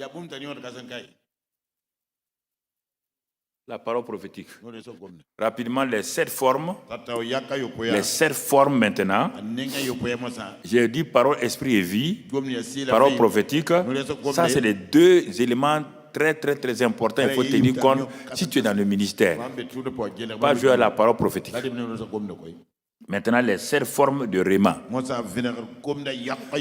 Les 7 formes de Réma. Avec lesquelles le Saint-Esprit veut travailler à travers toi. Mais il y a longtemps, tu ne fais pas attention. 1. Quelle est la première forme de parole réma que Dieu veut, le Saint-Esprit veut utiliser à travers toi? La parole réma est d'abord la nourriture. Matthieu 4,4 dit quoi? Toute parole, l'homme est nourri par toute parole qui sort de la bouche de Dieu. Or, c'est la parole qui sort de la bouche de Dieu qui donne la foi. Le logos ne nourrit pas. Non. Le logos informe, donc le logos n'est pas une nourriture. On te dit qu'elle tue. Mais le réma, c'est ça la nourriture. Quelle est ta nourriture?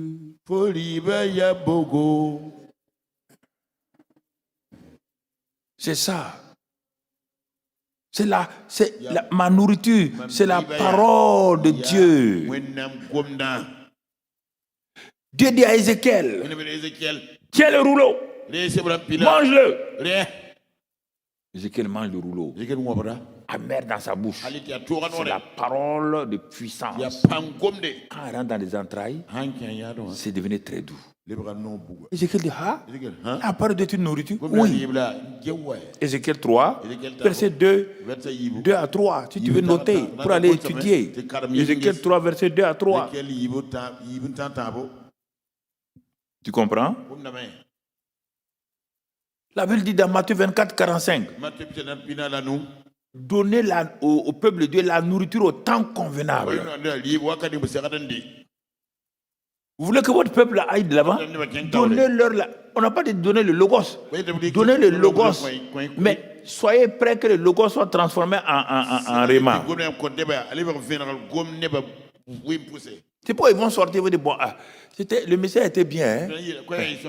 Bon, on ne sait pas quoi faire maintenant. Non, le réma va éclairer les gens pour leur montrer ce qu'ils doivent faire. Le logos ne fait pas ça.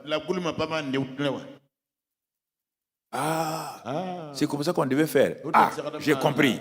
Brusquement, la personne dit, c'est pas possible. Pendant des années, je cherchais. Mais tu as le réma maintenant, non? Qui t'a ouvert l'intelligence? Mets ça en pratique. Mets ça en pratique. Première forme, parole réma, nourriture.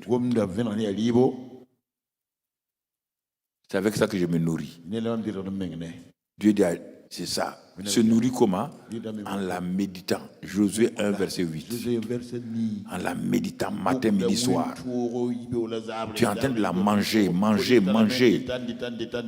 Et quand tu fais ça, le Saint-Esprit transforme le réma là, transforme le logos en réma. Deuxième forme de parole réma.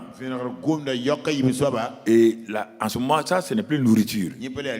Bon, voici les deux formes que les gens connaissent bien que je vais dire. C'est souvent un peu la nourriture, parole réma, nourriture. Et la deuxième forme de réma là, que les gens connaissent, c'est l'épée. Éphésiens 6, 17. La parole de Dieu est l'épée du Saint-Esprit. On ne parle pas du logos. Non, c'est le réma. Quand Jésus était devant Satan, il a pointé le réma sur Satan. Il a dit, il est écrit. Satan tremblait. Adam a refusé de pointer le réma. Mais Jésus dit, il est écrit 3 fois. Quand Satan a dit, Dieu a dit, il a dit, Dieu a dit. Satan a tourné son dos et il est parti. Quand toi, Satan attaque, tu as des problèmes. Quel réma tu donnes à Satan? Quel réma? Moi, je n'aime pas ça, hein, Satan. Je n'aime pas ça, hein. Moi, je n'aime pas. Il dit, bon, tu n'aimes pas, tu vas aimer. Il est décrit. Dieu a dit. Ça, c'est l'épée du Saint-Esprit. C'est les armes. Il dit, prenez toutes les armes.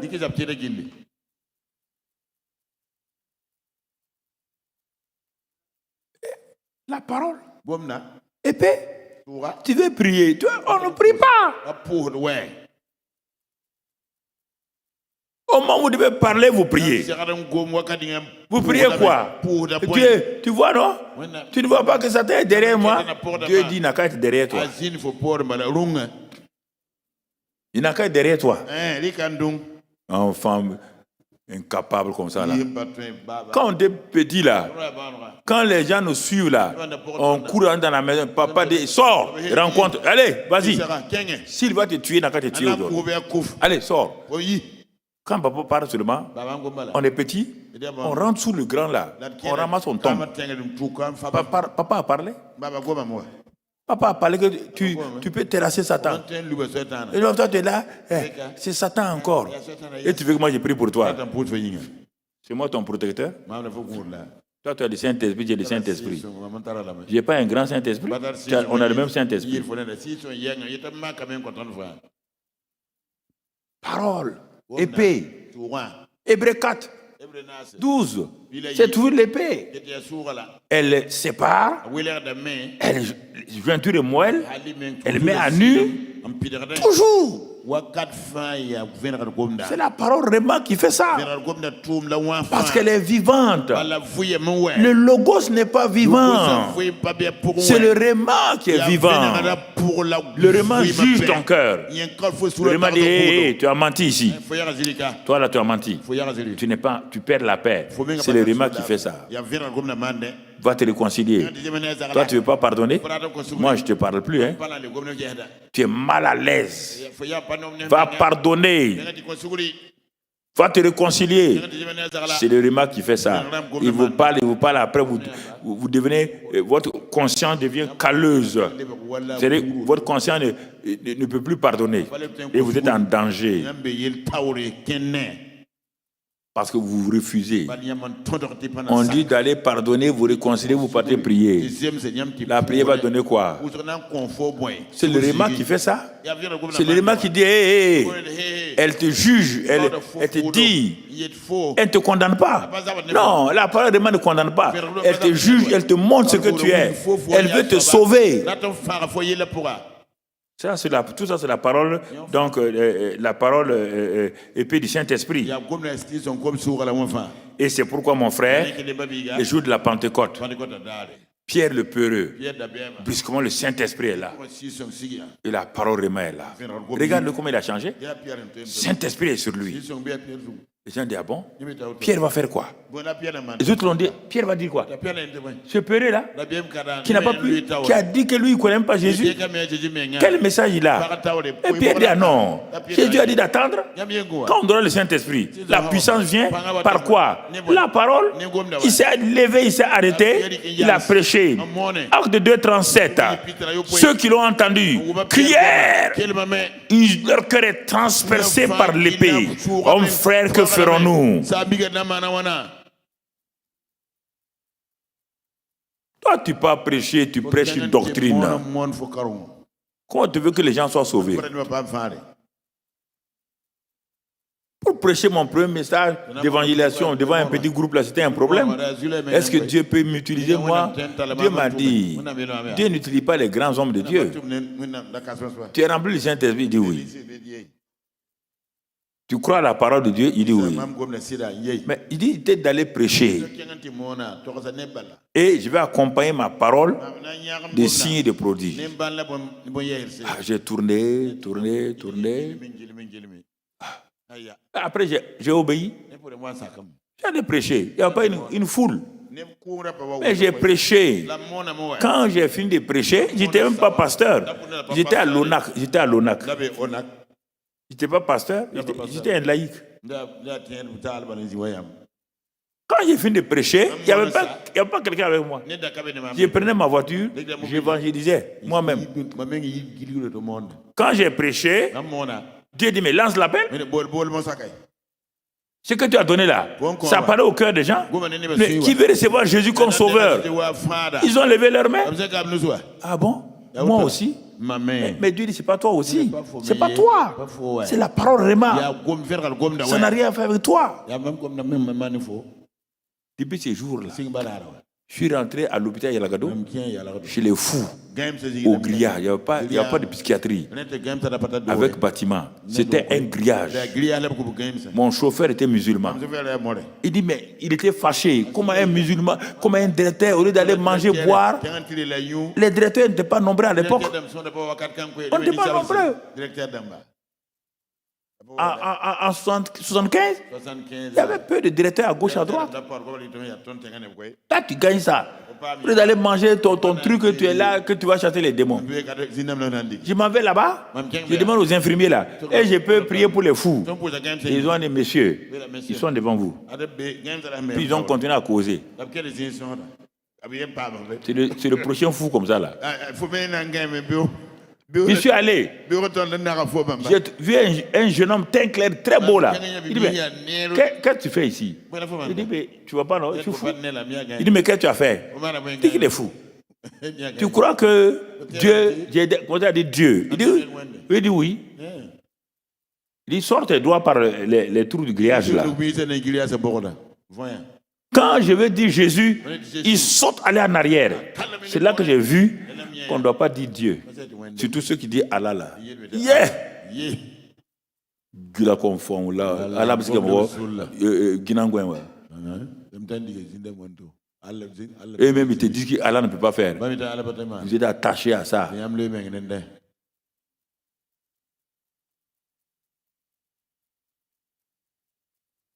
Tout le temps Allah. Moi j'étais musulman, je disais aux chrétiens là. Vous dites que votre Allah a un fils. Nous, dans le Coran, on n'a pas vu Allah a un fils.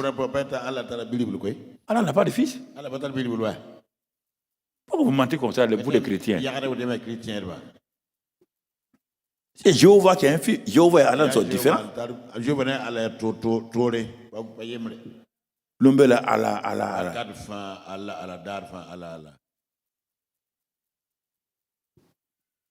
Tu vois? Nous, notre Dieu là, il s'appelle Jéhovah. Son fils s'appelle Jésus. En tout cas, c'est ça. Je ne condamne pas. Tous les dieux sont bons avec leurs croyants. Ça, chacun est chose. Mais moi, mon Dieu là s'appelle Jéhovah. Son fils s'appelle Jésus. Et au nom de son fils, les démons fuient. Un point, un trait. Quand j'ai prié, le lendemain, c'était un docteur français qui était le responsable de la psychiatrie. C'est ça. Il est venu le lendemain. Et quand ils viennent, les fous là se s'alignent et puis ils font des gestes là pour voir s'ils réagissent bien, poser des questions et tout. Tous ceux pour qui j'ai prié là, les infirmiers ont regardé. Tous, le docteur, le blanc là, les a mis de côté. Bon.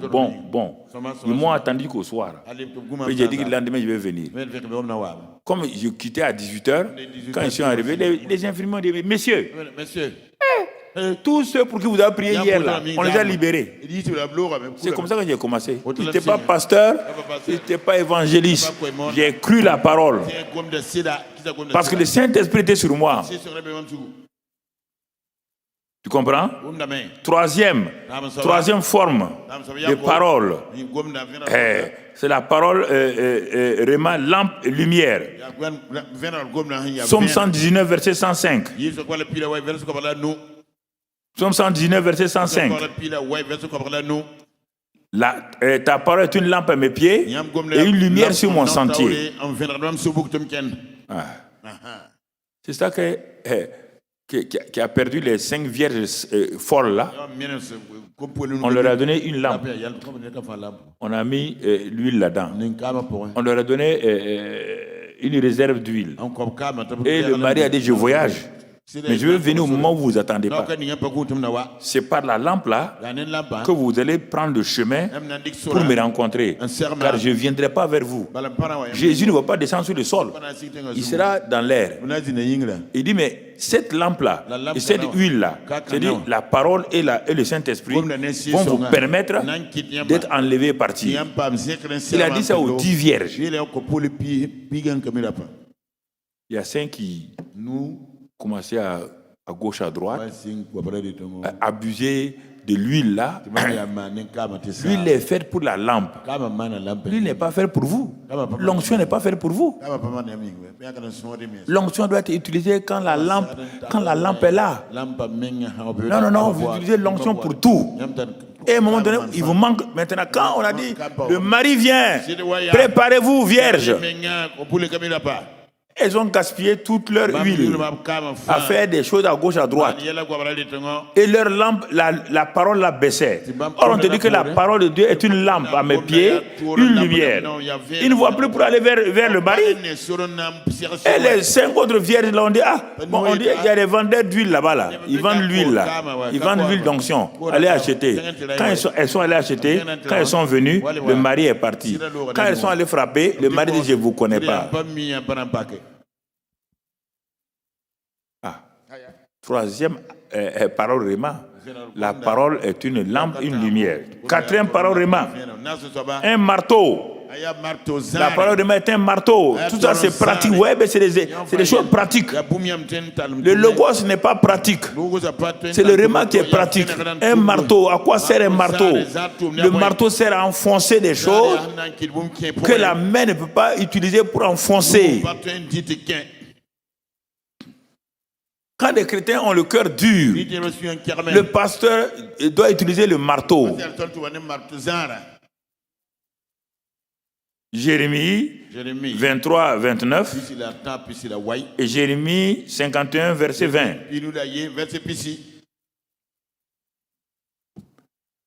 Ma parole n'est-elle pas comme un feu? Dit l'Éternel, comme un marteau qui brise le roc. Si les cœurs sont comme des pierres, si tu as la parole vraiment comme marteau, ce cœur-là, on ne peut rien faire. Vous avez beau délivrer quoi, la personne est comme ça. Maintenant, Dieu dit, tu connais la parole vraiment marteau, brise le roc. Cinquième parole Réma. La parole Réma est un médicament. Proverbe 4, verset 20 et 22. Proverbe 4, verset 20 à 22. C'est le médicament qui donne la santé. C'est le psaume 107, verset 20. Il a envoyé sa parole pour les guérir. Donc, la parole est un médicament qui guérit les gens. Mon ami. Ensuite, sixième parole Réma. C'est la parole Réma feu. Luc 24, verset 30 à 32. On a déjà vu cela. Mais surtout Jérémie 5 à 14. Jérémie 5, 14. Jérémie 5, 14. Jérémie 5, 14 nous parle que la parole de Dieu est un feu. Un feu. Un feu, mon frère. C'est pourquoi ainsi parle l'Éternel, le Dieu des armées. Parce que vous avez... voici ce que je veux, que ma parole soit dans ta bouche comme soit du feu. Et ce peuple-là du bois. Et que ce feu les consume. Tu entends? Puis dans Jacques 3, verset 5, il est dit là-bas que la parole qui sort de la bouche est un feu. Si c'est négatif, ça détruit la forêt. Si c'est positif, c'est pour toi. Ça te réchauffe. Ça te fortifie. Et ça fortifie ceux qui sont devant toi. Septième forme de parole Réma, c'est la parole Réma libératrice. Jean 8, 30 à 32, la parole de libère, c'est la vérité qui libère. Jean 17, 17, elle sanctifie, elle libère. Et ensuite Jérémie 1, verset 3. Elle libère comment?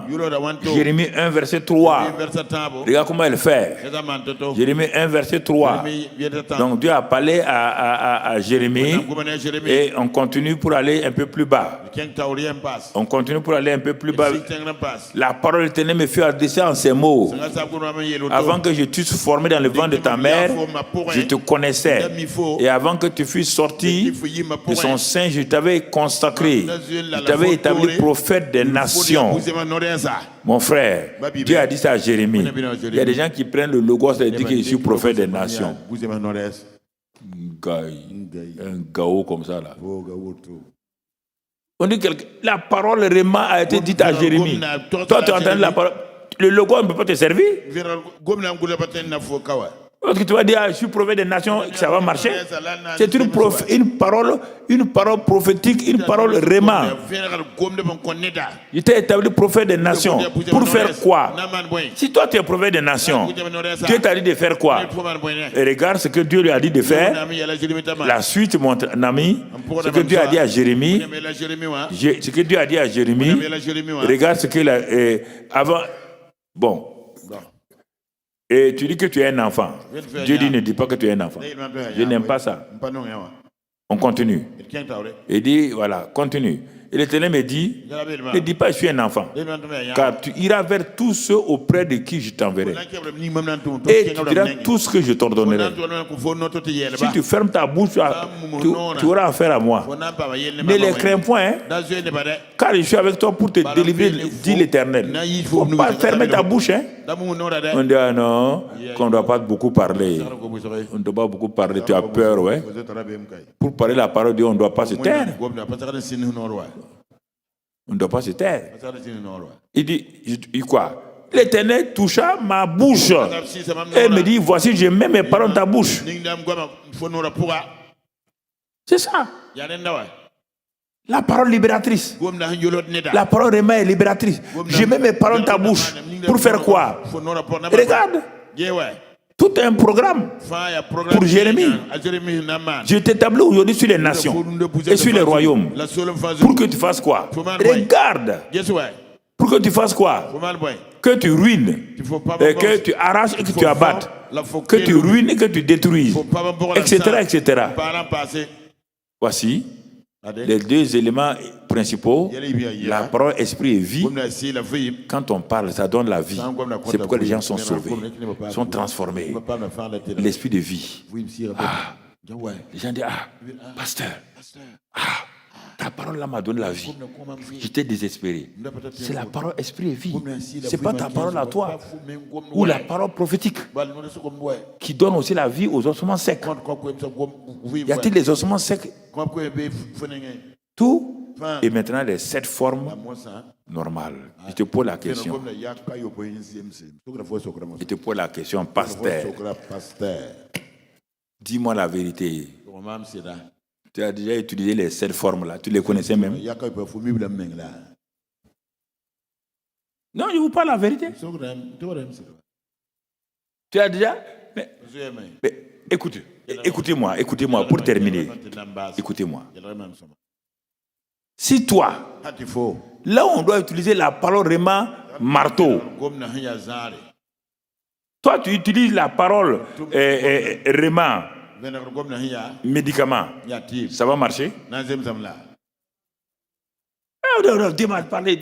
Vous parlez au hasard comme ça. Yari. Il y a cette forme de parole Réma. Les armes là, il y a l'épée, il y a le revolver, il y a beaucoup de choses. On ne parle pas pour parler. Je vous défie.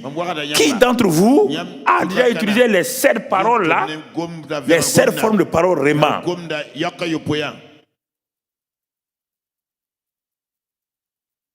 Vous croyez que je suis allé les copier quelque part?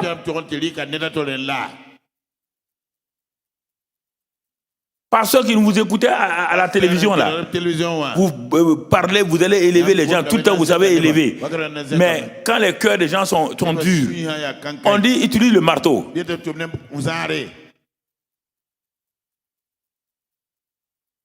Je te pose la question. On n'utilise pas l'épée à la place de la nourriture. Si les gens ont besoin de la parole nourriture, toi tu ne nourris pas ton peuple, tu utilises l'épée, tu veux les séparer jointure et moelle, ils vont mourir dans tes mains. Mais je vous pose la question. Il y a 9, mais j'ai mis 2 à part. Parole, esprit et vie. Parole prophétique. J'ai pris seulement les 7 là. Regarde, mon frère. On va s'arrêter là ce soir. Ça vous suffit. Mais tu ne peux... Non, arrêtez de jouer avec vous-même. Tu ne connais pas ces 7 formes-là. Tu ne les as jamais appliquées. Tous les jours, la seule forme que tu appliques là, la parole de Dieu. Oui, le Saint-Esprit, c'est la parole de l'épée de l'Esprit. C'est la parole. D'accord. Mais l'épée ne peut pas tout faire. L'épée peut nourrir quelqu'un. L'épée peut guérir quelqu'un. Non. Tu ne peux pas utiliser une arme à la place de l'autre, une parole réellement à la place de l'autre.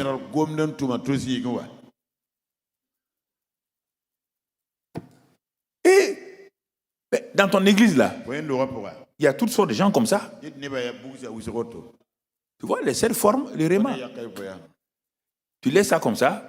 Dans ton église là, il y a des gens, hein, ils n'ont pas besoin de nourriture. Ils ont besoin d'un marteau.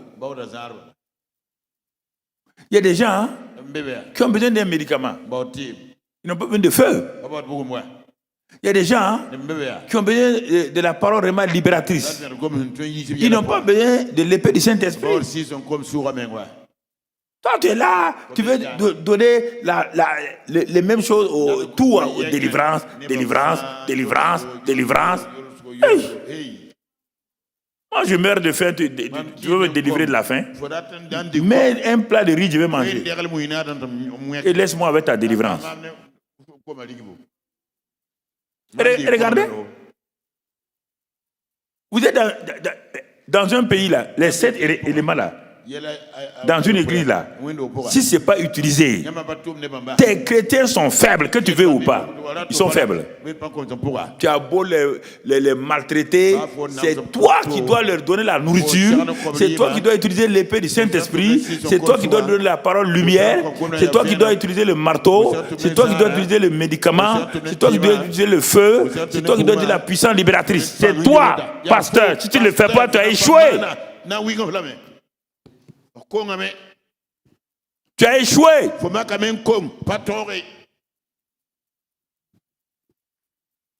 Chacun a un besoin.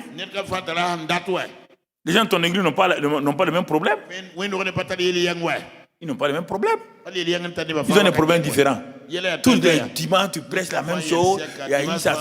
Ils ont besoin de paroles nourriture aujourd'hui. Les dimanches prochains, ils ont besoin de la parole épée. Toi, tu continues à donner la nourriture. Ça ne marchera pas.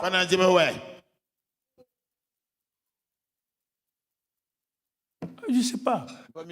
On va s'arrêter là. Réfléchissez vous-même. Réfléchissez. Prenez ça et asseyez-vous devant Dieu. Il faut dire à Dieu, je n'ai jamais utilisé ces épées, ces formes de réma. Même la forme principale là, parole, esprit et vie là, et la parole prophétique là, je ne connais pas. Il faut dire à Dieu, il faut que tu me donnes ça là. Sinon, je vois maintenant pourquoi mon ministère n'avance pas. Délivrant. Guérison. Tout le monde est malade chez toi. Tous les chrétiens sont malades et démons. Aïe, toi aussi.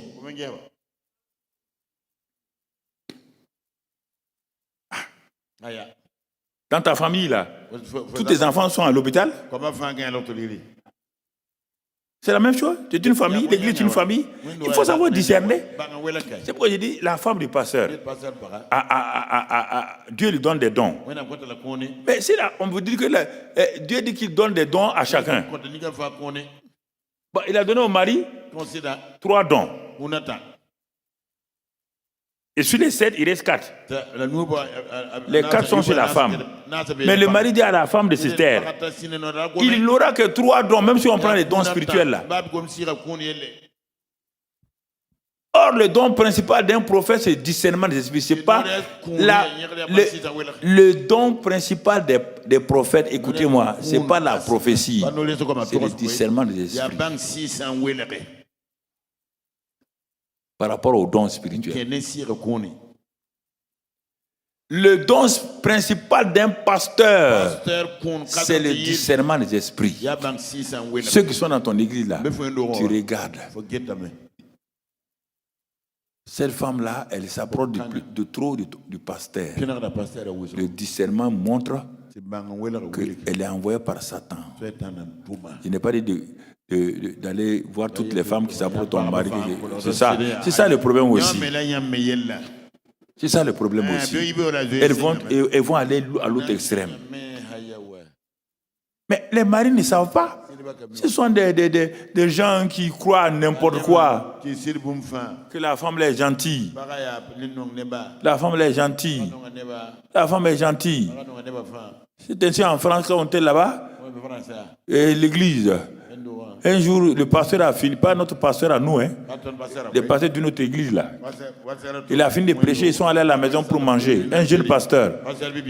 Il y a une femme de l'église là qui téléphone, pasteur, ça ne va pas, venez. Je souffre beaucoup. Ça ne va pas. Il dit, c'est telle sœur. Oui, oui. Et il dit à sa femme, attends-moi, mange, j'arrive. Telle sœur là en train de m'appeler. Que ça ne va pas. Le mari a dit, et la femme a dit discernement. Elle dit, mon mari, je te suis. Voilà, c'est comme ça. Tout le temps, tu ne crois pas. Tu ne crois pas. La femme dit, je te suis. J'ai un don de discernement, tu ne veux pas reconnaître. C'est pourquoi les maris ont des problèmes. J'ai un don de discernement. Ils sont orgueilleux, ils ne veulent pas que leur femme, ils ne veulent pas reconnaître les dons de leur femme. La femme dit, ton pied, mon pied. Il s'est fâché, il a pris la voiture. Tu entends? Quand ils sont partis, ils sont arrivés à l'immeuble, la femme elle était au premier étage. Le mari dit, attends-moi, j'arrive. La femme dit, non, je ne suis pas venu pour garder la voiture. Ton pied, mon pied. Il est monté.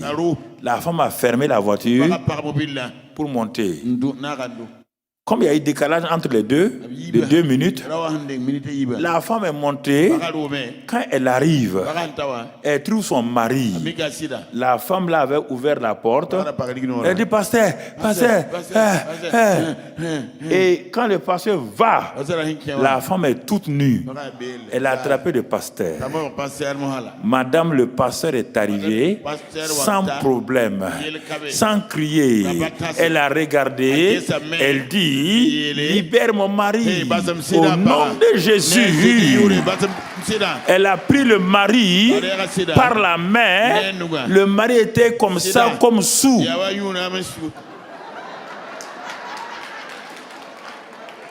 Il est parti. Elle a fait quoi? Elle a ouvert la portière, jeté son mari là-dedans, prend le volant, aller à la maison. Le mari dit, que Dieu vous bénisse, que Dieu soit avec vous. Voilà. À demain matin pour le dernier message. Voilà. Que le Seigneur vous conduise. Continuez à prier pour nous, continuez à prier les uns pour les autres. Que la grâce de Dieu soit sur nous. Au nom de Jésus.